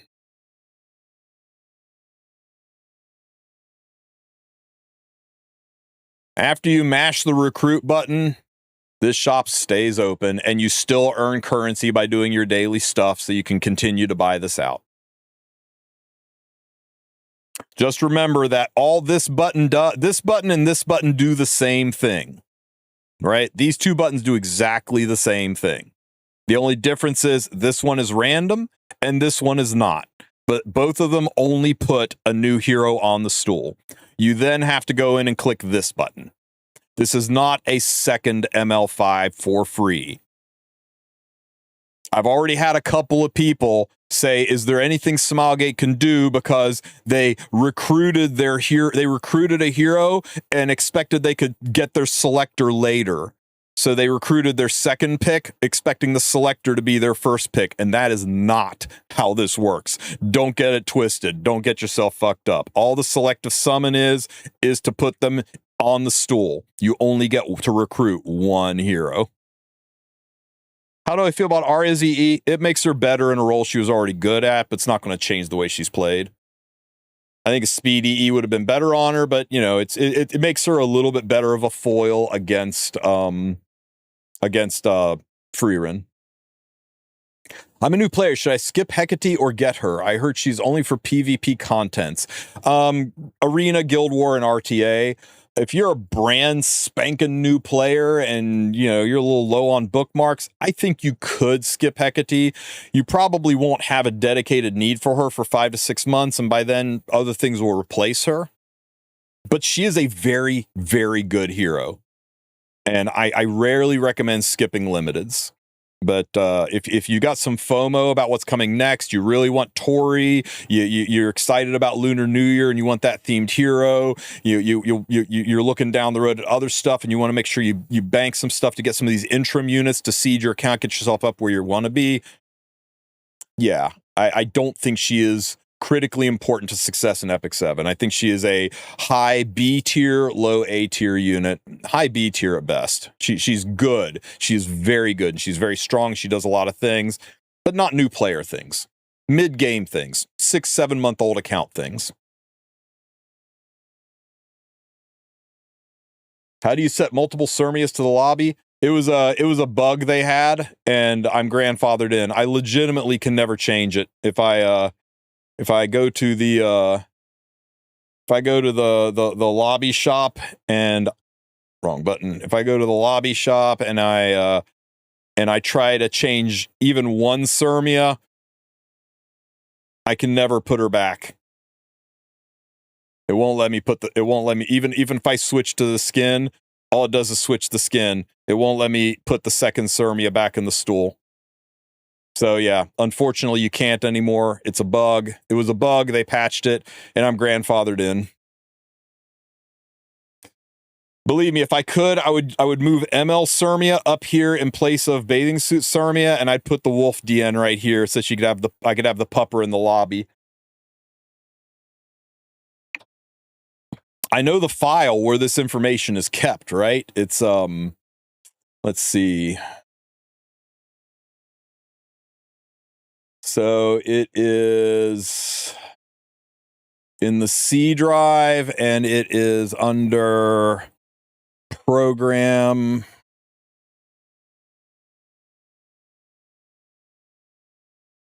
Not program files, program data. It's a hidden file. And it's under Smilegate, under Stove, under Epic 7. Wait, did I get that wrong? Under Games, under Epic 7. It is this file right here. I don't know if you guys can see it. Keep.config right here. This one. Keep.config. And I can't read Chinese. So I can't figure out what to copy and paste to move my Surmias around. But yeah. If one of you guys can figure it out, if one of you guys knows how to speak Chinese and is good with a little bit of coding, shoot me a DM, because I would love to shift my Surmia from this chair to this chair and put DN in. But yeah, unfortunately, right now, there's no way to do it. Man, this arena bug thing, if they're still... Yeah, I mean, the spaghetti coding must be insane right now. Dude, I moved the file, I looked at the differences, I thought I saw it, I copy and pasted it, and all it did was empty my table entirely. I couldn't figure it out. Yeah, well, it's because probably a lot of the coding was jobbed out to people in China. But yeah, it surprised me that it was in Chinese, not in Korean.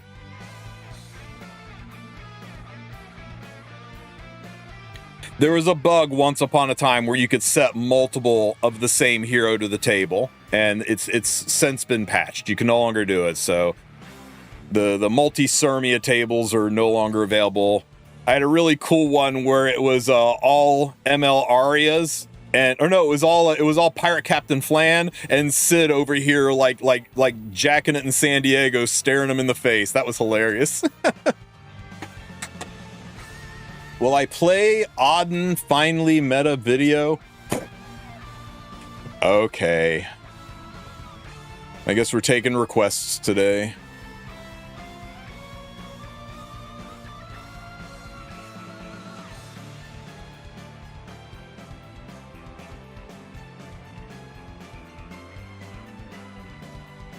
Where did I store that one?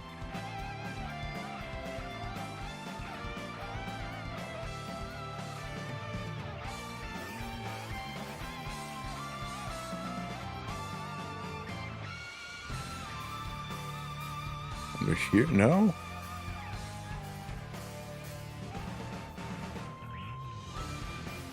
Ah, here it is.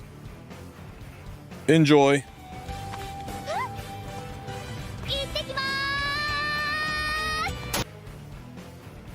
I need to talk to Loki and have him do it with Auden.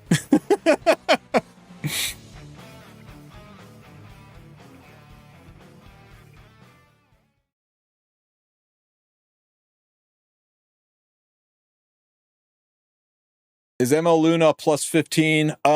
She's at least a plus 10. You want her S2 and her S3 max. Her S1's optional, but you know, any unit that you use a ton, you should plus 15. I mean, just make her earn it. Plus 10 her, and then make her earn those last ones. But yeah, you kind of seldomly use her S1, to be honest with you. ML Arya or Peyra?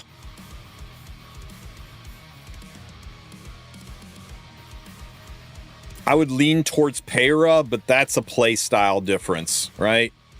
That's like saying, are you in the mood for pizza or ice cream? It's a very situationally different. Arya is a turn 2 tank down standard player, and Peyra is a cleave aggro standard player. There's very little overlap in the play style between those characters. Yeah, Cookie is saying Arya, because Cookie plays a slower, bruiserier style. You'll watch me use Peyra way more than you'll watch me use Arya. I mean, once I get over the new Arya smell of having her on my account, right? But yeah. It depends on your gear, it depends on your play style, it depends on your unit interactions. They're very, very different characters. So I really can't say. Any more than I can say which tastes better, pizza or ice cream. Pizza flavored ice cream for the win. ML Arya or Bellion? After the ML Arya EE. Oh, after her EE, Bellion.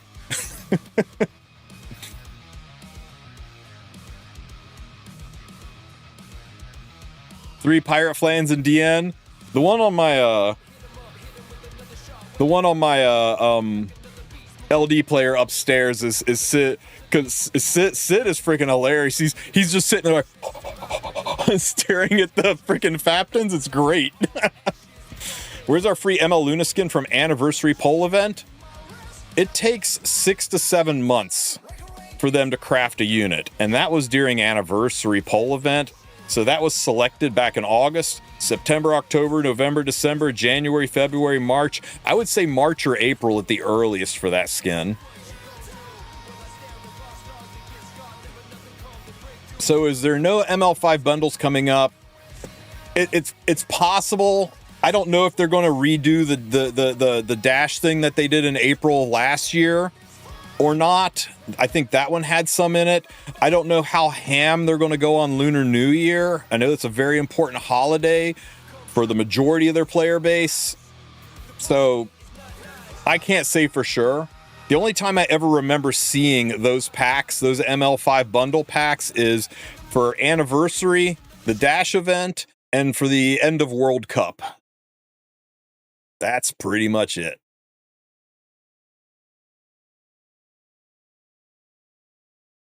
I'm not even sure if they had one for Anniversary or not, to be honest with you.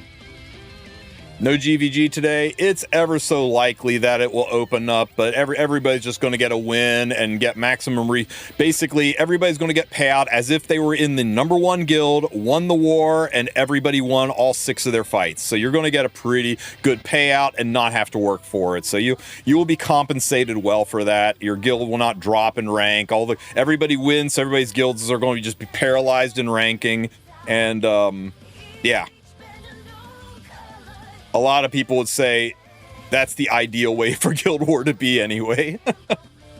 Arena, though, I have no idea how they're going to deal with Arena. I guarantee you Arena downtime this long will get some compensation.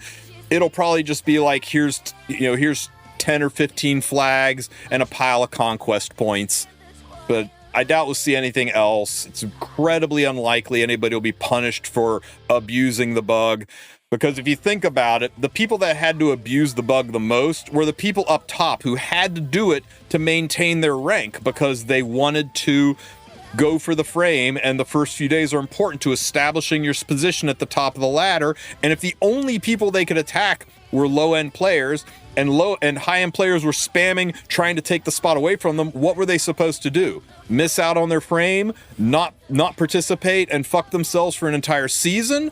Or do what everyone else is doing? So I just don't think there's any way for them to punish people for exploiting the game. I think we'll all just get compensated, they'll fix it, and we get to move on with life. What was the bug? If you were champion in a bug, the bug is simple, right? The leaderboards are fuckered up. You can still see it in Hall of Trials. If you go into Hall of Trials and you check out the ranking, oh, they fixed it. They got Hall of Trials fixed. Ranking before was showing the highest rank at the bottom and the lowest ranks at the top. And Arena was doing the same thing. So the way Arena works is it looks at what rank you currently are and matches you to a range on the leaderboard. And you attack that range. Well, the problem is the leaderboard got flipped. So all of the legend players were matching all the bronze and silver players. All the champs players were matching all of the gold and masters players, and all of the challenger, bronze, and silver players, they were fighting the gods of Epic 7. The poor bronze players are matching into the Jintaes and Hazamares out there. They were getting their asses handed to them. So it was kind of weird that everybody you were fighting was just level 0, and if you're challenger and below, you're like, I don't see the bug. It's like, yeah, because you're low enough down that you're matching high. The high people were matching low, and they couldn't fix it, and they just basically had to shut the entire arena down until they fix it.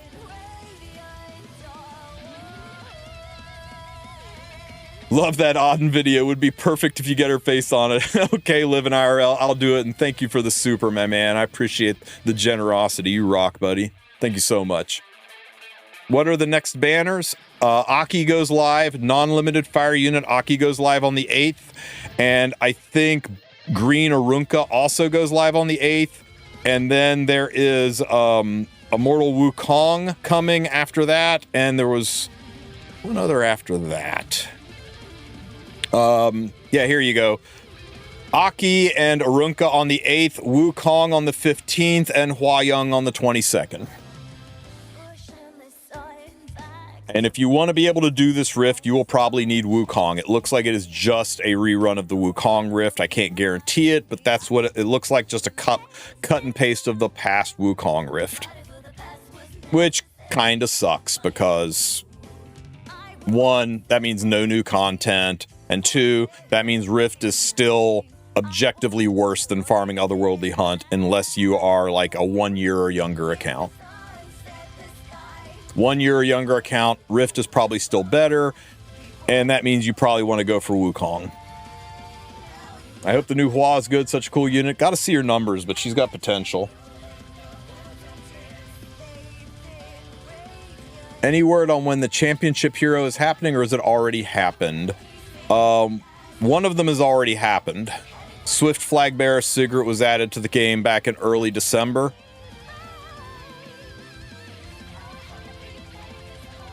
She was a thief for some reason. So we already got this one. The other one is Biblis, and Biblis will probably show up. If I were a betting man, I would say in March or April. Actually, probably in April or May. Yeah, April or May. I'm calling it now.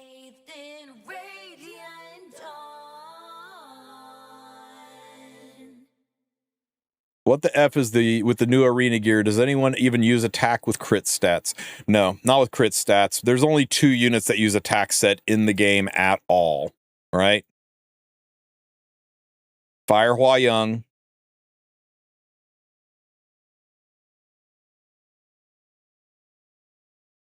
And Requiem Rowana. Okay, fair.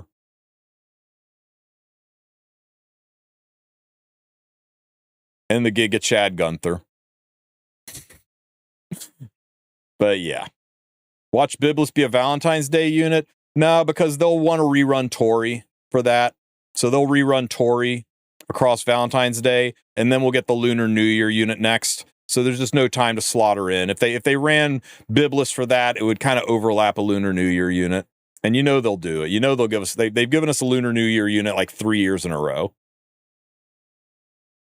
Yeah, it's very likely Tori will get an EE. And she kind of needs it, right? She's really, really good, but she's fallen off the map a little bit, so an EE would actually look really good on her. Watch them be dicks and give her HP on her EE.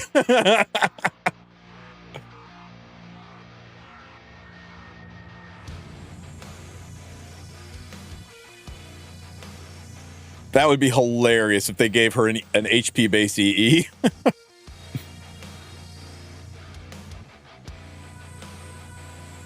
Yeah, by a little bit, I mean all of it gone, dead unit.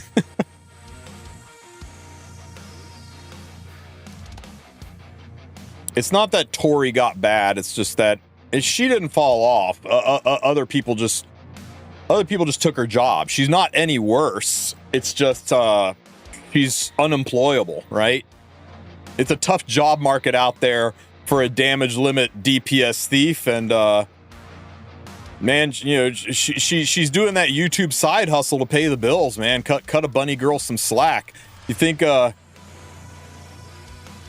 you guys really think that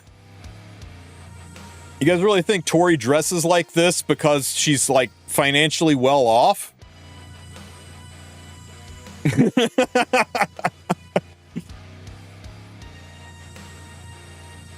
Does ML Kayron need defense stat if you build a tank version or all in HP? He's a thief, so his defense is going to suck. I'm not going to say it's bad, but I probably would prioritize HP over defense. But, you know, little bit's good. It's just kind of hard to get defense on him. Defense scales way better with lifesteal because defense reduces the incoming damage and that lets his lifesteal heal up better. So I wouldn't skimp on it too much. I went for some, but yeah. Not the easiest unit to build defense on. God bless these two 16% defensors right here.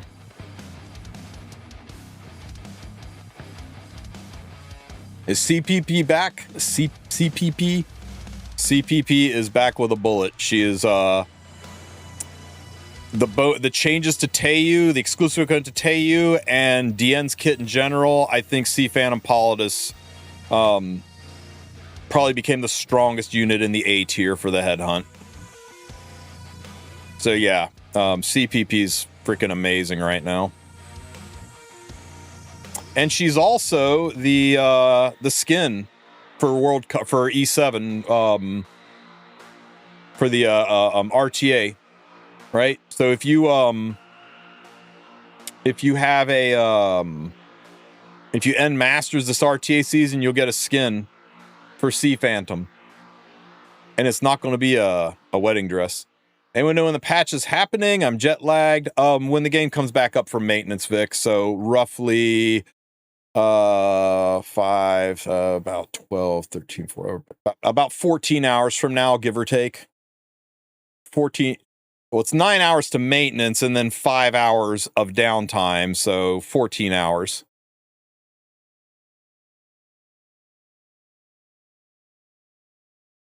Little did you know, Teiyu's EE is just a buff for C-Poly, so people pull her so that they can want the skin. There you go.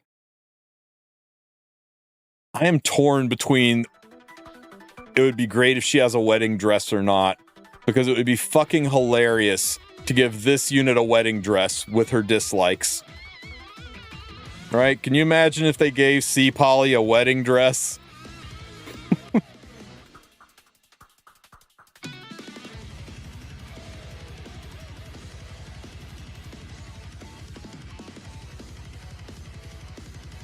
Remember they gave P-Flan a skin? Here's the weird thing, right? When they give a unit a skin, the unit stops being good. It's like the curse of the RTA skin, right? Ruel got a skin, and then she fell off the map. I mean, she came back later, but she fell off the map when she got a skin. Maid went from being meta, she got a skin, and then she fell off the map. Spectre Tenebria is about the only one that survived multiple seasons with a skin. Yeah, Spirit Eye Celine has broken the curse, right? I guess Celine and Spectre Tenebria. But everyone else, man, nobody cleaved with Faithless Lytic after she got a skin.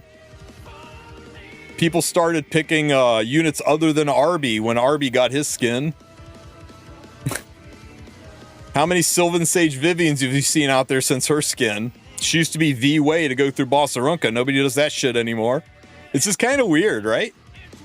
Harsetti? No, Harsetti fell off big time. She got her skin, and now people... I mean, I still pre-ban her because she's annoying as fuck, but there's 1,000,001 ways to deal with Harsetti now. Yeah, Last Rider Corral. Golden Boys meta, gets a skin, goes away. It's not 100%, but it's just kind of an interesting pattern. It's like your gold retirement watch. Here's your RTA skin. Get the fuck out of RTA.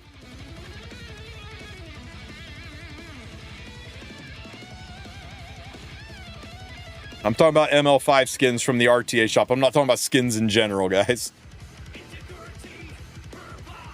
Yeah, quick. We need an Ilanov skin stat.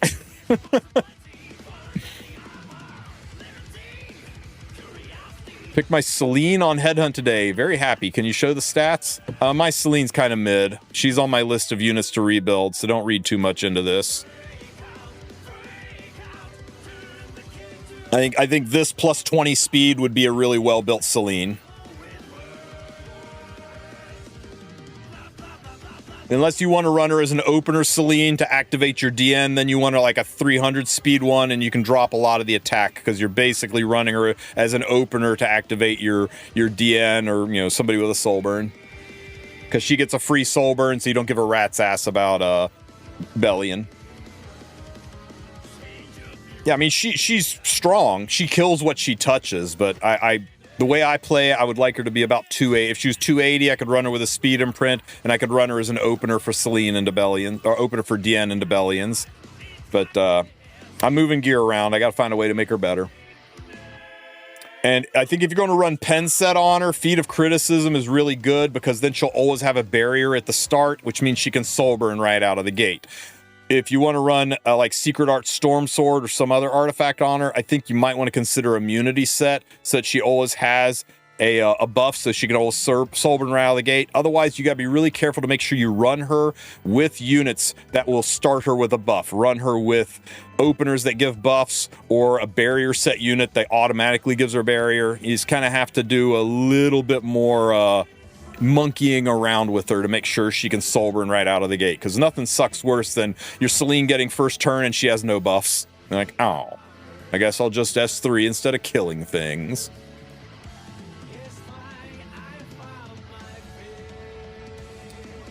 Kefnet, shoot me a DM in Discord and I'll hook you up with the Huawei rep. Same thing happened to me. It's an issue on Huawei side, and they just need to push a couple of buttons and you'll be back to good. I just need to get you hooked up with one of the Huawei employees to whitelist your account. What I think happens is you make the purchase, your credit card goes, wait a minute, or PayPal goes, wait a minute, and they hold it for just a few seconds, and it's enough to trigger their chargeback filters to blacklist your account, and then the purchase goes through. But then the next purchase happens and you're blacklisted, and they just need to whitelist your account. It happened to me the first time I made a purchase. Max JM, pushed a couple of buttons, and it's never been, I've been free and clear and never had a problem ever since.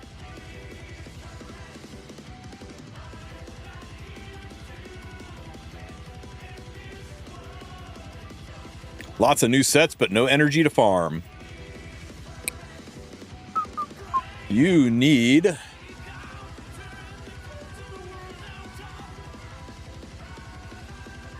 to go install the AppGallery on your LD player or BlueStacks or anything else like that. Go get yourself some stamina.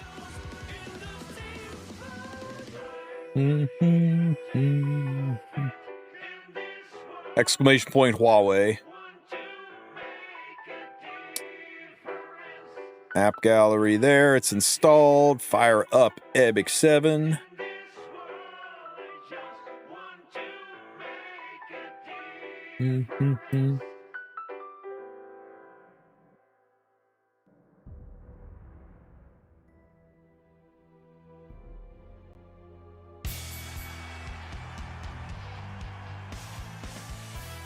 I have been told that someone has gotten it to work on their Galaxy phone, but I think it's a must because it uses the built-in VPN of an emulator to pull off spoofing your country so that you can use it, because at least here in the States, Huawei isn't allowed. So yeah, I believe it is required. I know you can't do it on iPhone, and you definitely can't do it on a PC client. But that's okay. You see, I just log into my same account, slow as hell. It really makes you appreciate the PC client. Does this work on mobile? Just what I said. I've had one guy tell me he was able to get it to work on his Galaxy, but I have never seen it work. Oh, the empty table, but we're gonna go to that shop. And, ooh, piece of candy. And let's see. Out of stamina. What can we do about out of stamina? Is this any good? No. No. I don't really like this. Ew, ew.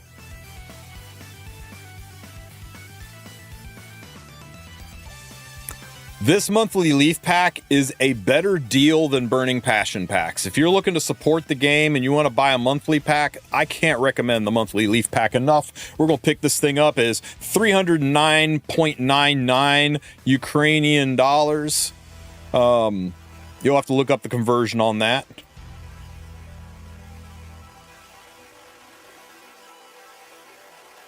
Yes, I know I'm buying. And look at that. I got a coupon from my last purchase for half off, 150 Ukrainian dollars being applied to it. So this pack's only costing me 159.99 after I apply that discount. I'm going to buy it. I'm going to not dox myself. You cannot have my secret password. Vildred did nothing wrong. There we go. Oops. Vildred did nothing wrong. There we go. Bought that monthly leaf pack for $159.99 Ukrainian dollars. Now, how much is that?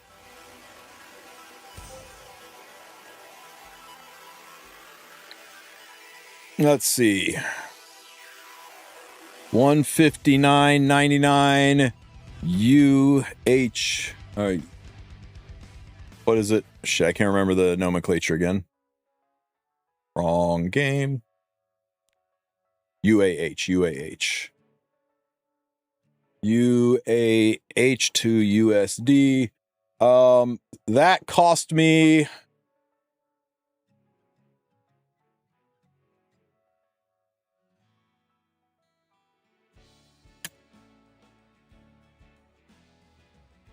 $3.75 US. $3.75. How much that pack cost you guys?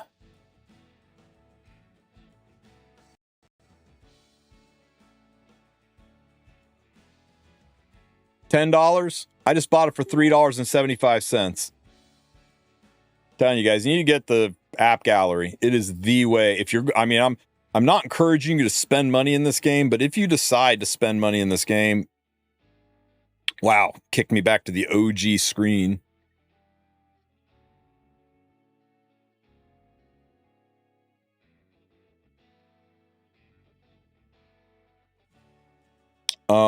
If you decide you want to spend some money in this game, there's my leaf pack. That is the way to do it.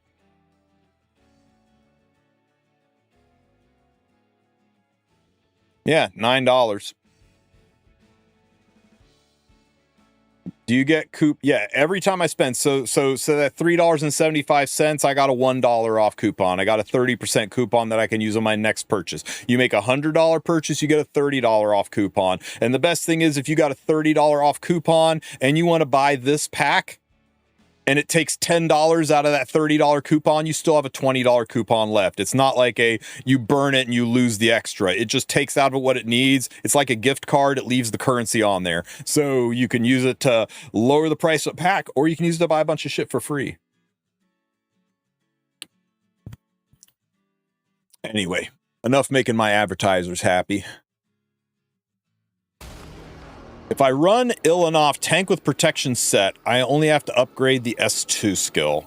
Correct, but you may eventually want to max her out because one of the more popular builds, and it's a little more gear intensive, but I have liked it more than the pure tank, is the hybrid build, right? And the hybrid build is basically the prot set full tank version, but with 100% crit chance. You don't really care about crit damage, but you do get the 100% crit chance, or at least like 90% crit chance, right? And that way she can actually finish off a team, right? She can solo what's left of an enemy team a lot easier than a pure bulk one. But don't give up all of your bulk to pull off a hybrid. The hybrid is definitely an end game build. But yeah, you don't need to plus 15, or you just need to plus 3 and then max out her S2. Those are the only two skills. So 5, 6, 7, plus 8. Yeah, plus 8 is all you need. You do want to mole this to plus 3 because getting that cleanse from doing her S3 is huge. And then work towards it, right? Work towards finding a crit chance neck that's got a metric fuck ton of HP and defense on it. What a perfect neck for such low gear score. Does Daydream Joker work on hunt bosses? Yes, it works on hunts, but it does not work on expeditions, and it does not work in Holo Trials, and I'm pretty sure it works in Rift. Sorry. I'm pretty sure it works in Breach. It does not work in Rift. It's pretty easy to tell. If you want to see if something works in content, go do the fight, and when the boss... Shit.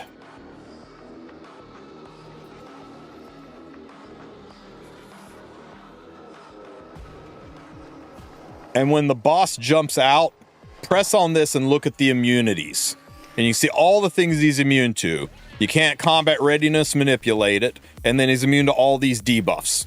So there's nothing in here that says DDJ doesn't work, right? But if we If we go into, for example, Rift,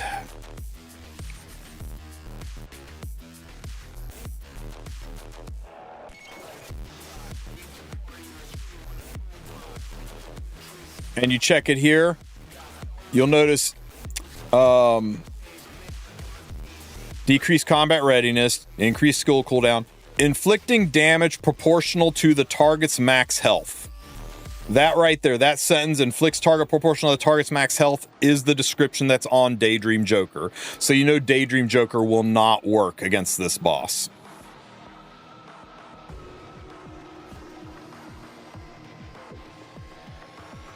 Oh yeah, look at that. You can click on it externally and look at it here as well.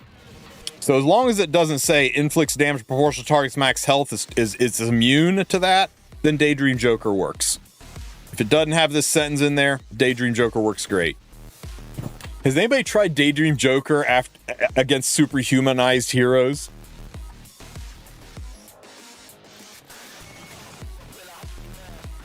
Yeah, today I learned it was here too.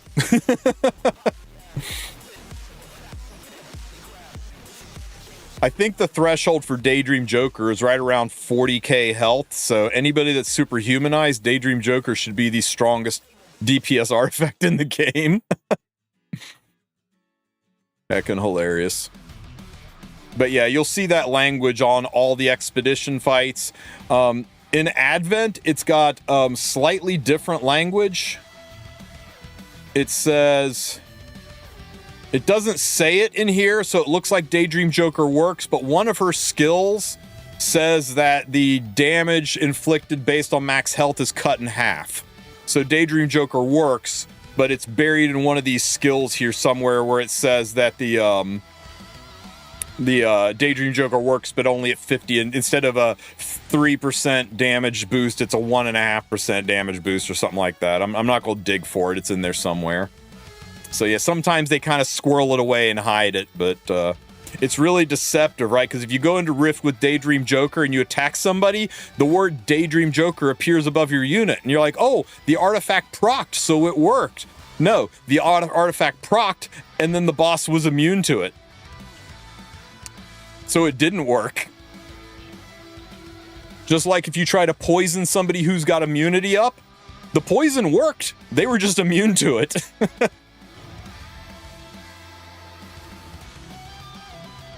Who do I use in Hall of Trials if I don't have Charles?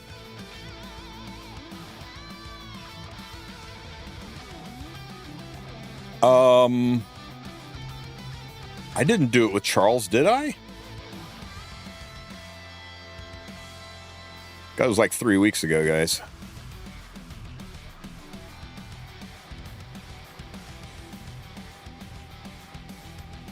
Yeah, use Hecate. Use Hecate and Kairon. If you don't have Kairon, use Kikirat.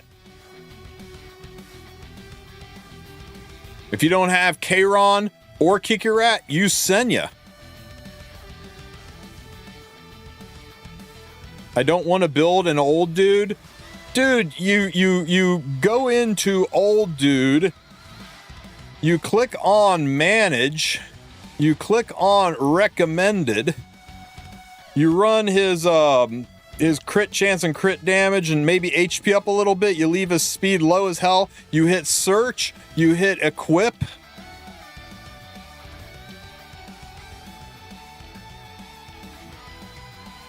You equip old dude. You go into Hall of Trials. You watch my video for how to equip the other ones. You hit start. You press auto. You get your points. You come back out. You click on old dude again. You click on this button right here. And then you put that shit back where it came from. If that's too much work to get the rewards from this, then buy the Hall of Trials pack and get your currency that way. I don't know what else to tell you.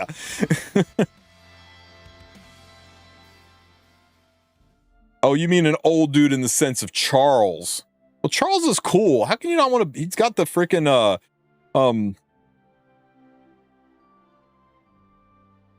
Where is he?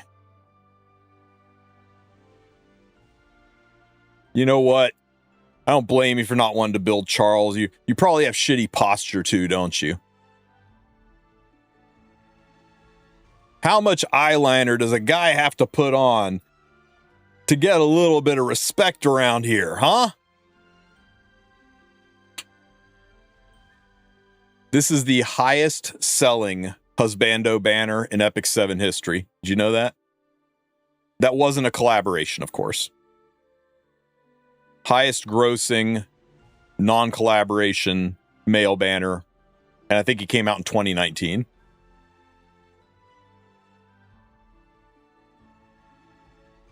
Yeah, his S3. His S3 and Crispin Freeman's voice acting, that sold it to me, man. That sold it to me big time. I bet Charles can shred a guitar. You know it. All right, guys, it is 1 p.m. I've got to put the news broadcast together in video format and then go talk to some people about the podcast tonight and get my ever-loving shit together because holy crap, I got a lot to do and very little time to do it. So if there's any units you want to see or any questions you have to ask, now is the time because we are getting ready to wrap it up until maintenance. Short stream. We've been on for 2 hours and 16 minutes. Sheesh.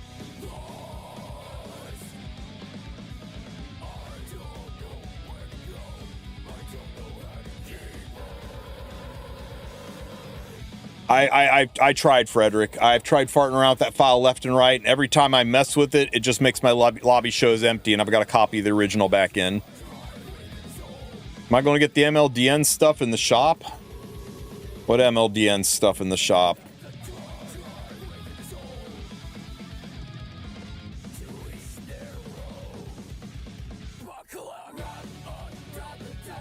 Ooh, piece candy.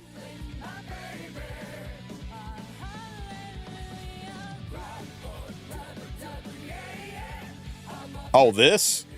No, I don't need the friendship boxes. I bloody hate the profile card character. The art's nice, but it's not nearly as good as the lobby art you get for free.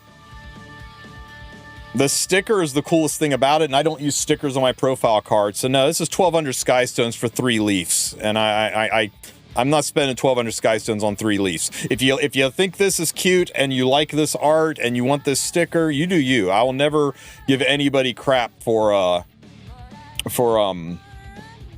picking up a cosmetic, but nothing in here speaks to me, so no, I'm passing this.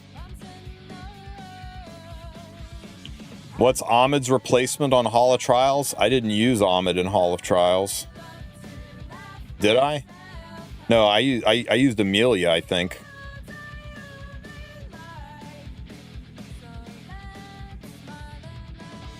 Oh, I used DN. DN's replacement would be Momo. And Amelia. Momo or Amelia. I don't see Ahmed. Where are you seeing Ahmed? Quit saying Ahmed.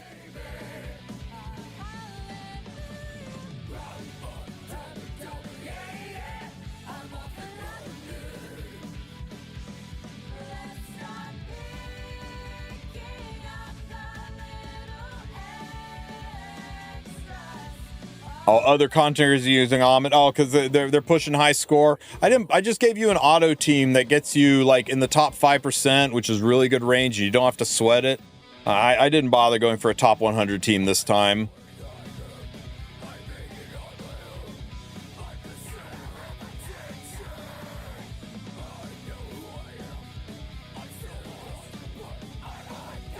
I didn't even bother looking. So I was like, dude, it's freaking, it's auto and it gets you into the top rankings, and why bother going harder on this for like 10 extra summon points? But let me look and see what they did.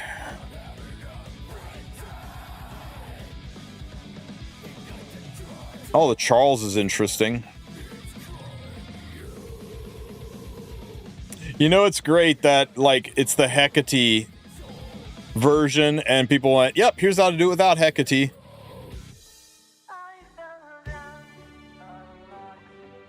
Holy shit, everybody just did it the same ass way.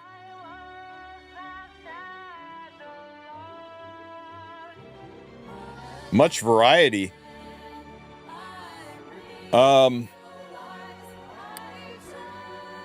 Tristen, Wulf, Hall of Trials. Hall of Trials. Auto Team, Rampaging Abyssal Euphine. That's 4 weeks ago. That's not the right one. Okay, let's go here. And look at my videos. Walk through Planet Prime. Hall of Trials, Auto Team, Astromancer Elena, 2 weeks ago. Two different teams on full auto. Go get your points. We did it with, you know what? We did it with Kiki Rat, DN, Yuna, 2 free units, DN and Hecate. And then we did it again with Amelia, Kairon, Wukong, and Hecate, both times on full auto. Well, full auto. It's full auto in the sense that you hit auto and then you occasionally turn skills on and off. Go get it, man. Go get your points. I'm fine at 2%, man. I mean, look at the damn reward difference. Where does it show the rewards?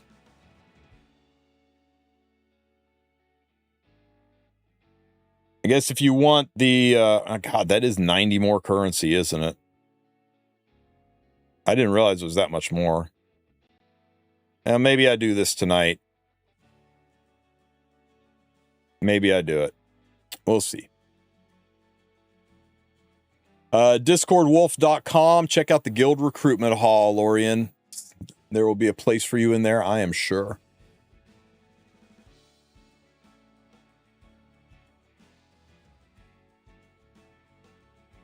And maybe I'll go live a little bit early tonight and we'll bang out Hall of Trials real quick. Pre-podcast quest, you know it. We'll go live a couple hours early so I can get that shit done, since I don't have to do Guild Wars.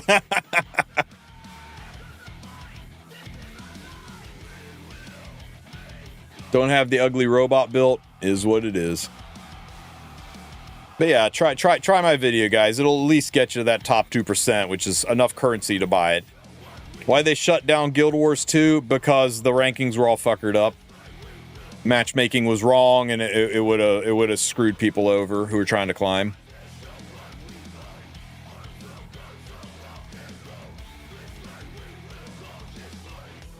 Yeah, it was the same thing. It was all procking off the same broken list, so they had to shut it down to keep people from being screwed over. But don't worry, you will get maximum Guild War rewards. You will get the same rewards as if you were in the #1 guild, you won your war, and you won all your fights. That's the level of rewards you will get.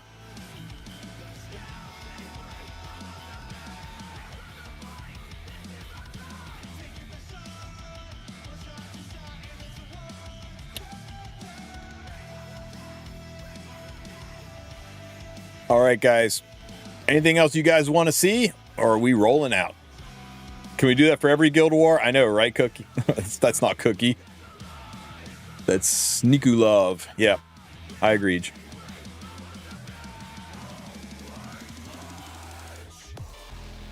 What will you use for building your double penetration aria?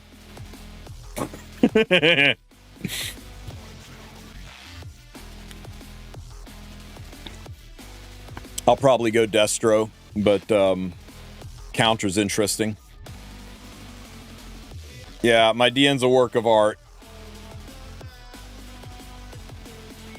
I recommend you not use Torrent set. I recommend you use HP set instead of Torrent set.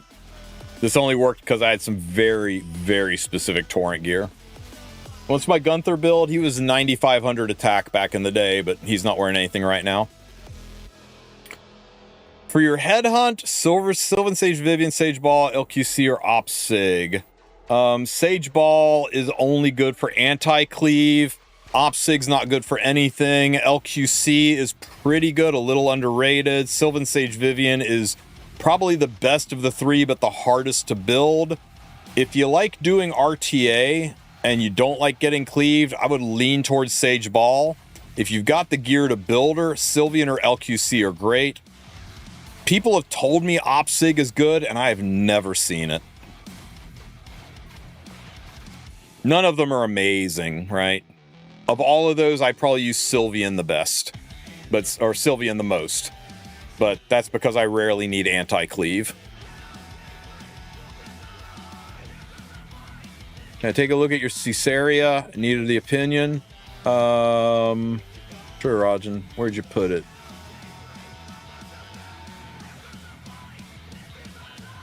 Could you repost it? I don't see the link. Oh, wait, here it is.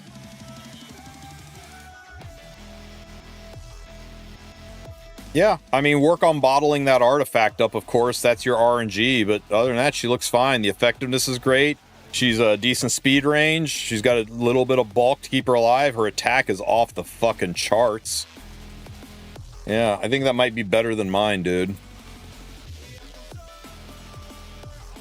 So, I'm 7 speed faster. You've got 400 more attack.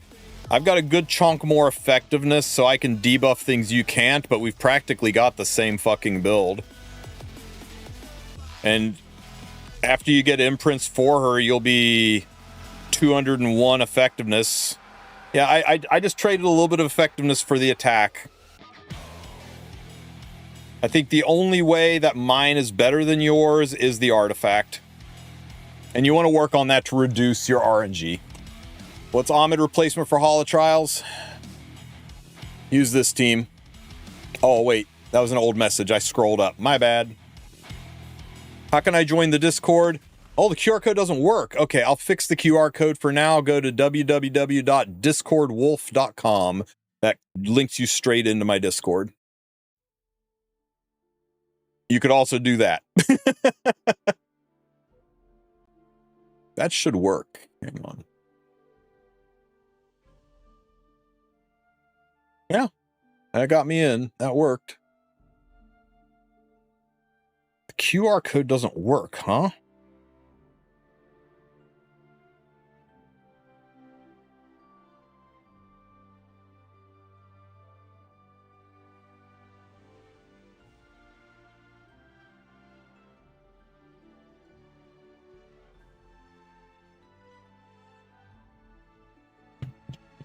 The free trial of this QR code is expired. What dicks?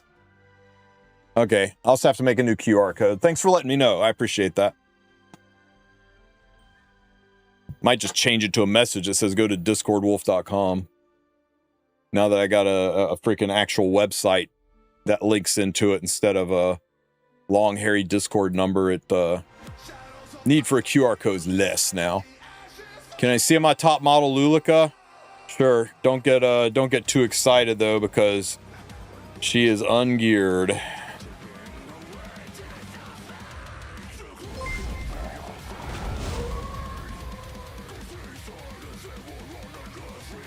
God damn it, top model.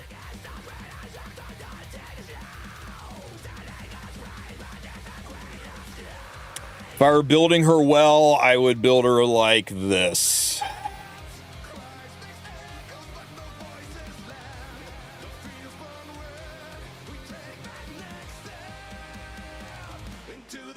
Yeah, that's pretty much it.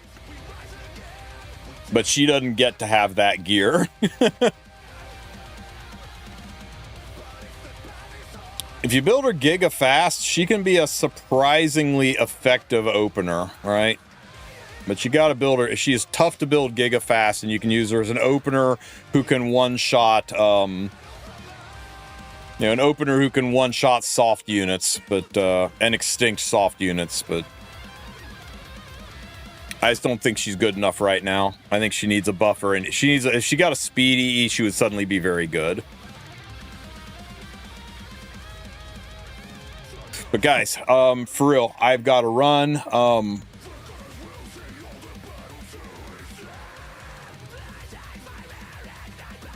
Hang on.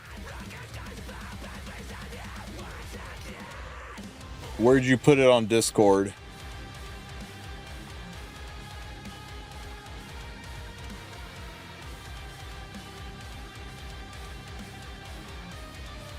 You DM it to me. Hang on, I got 10 billion DMs.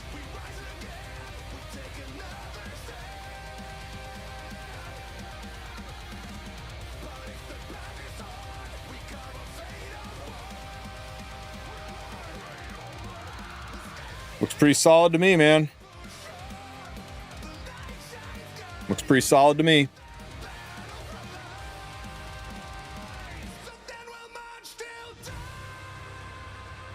All right.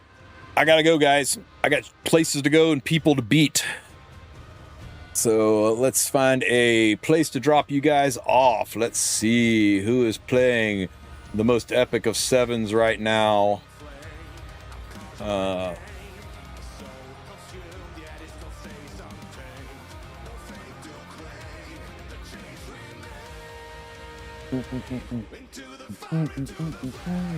Go say hi to Mr. Elf Mage, and I will catch you guys tonight. Have a good one, everybody. Thanks for being here. Thanks for the support, the supers, the subs, the kind wishes and fair words, and for not rubbing it in my face that I went to pity on DN and you didn't. You guys are the best. I'll catch you guys soon. Have a good one, everybody.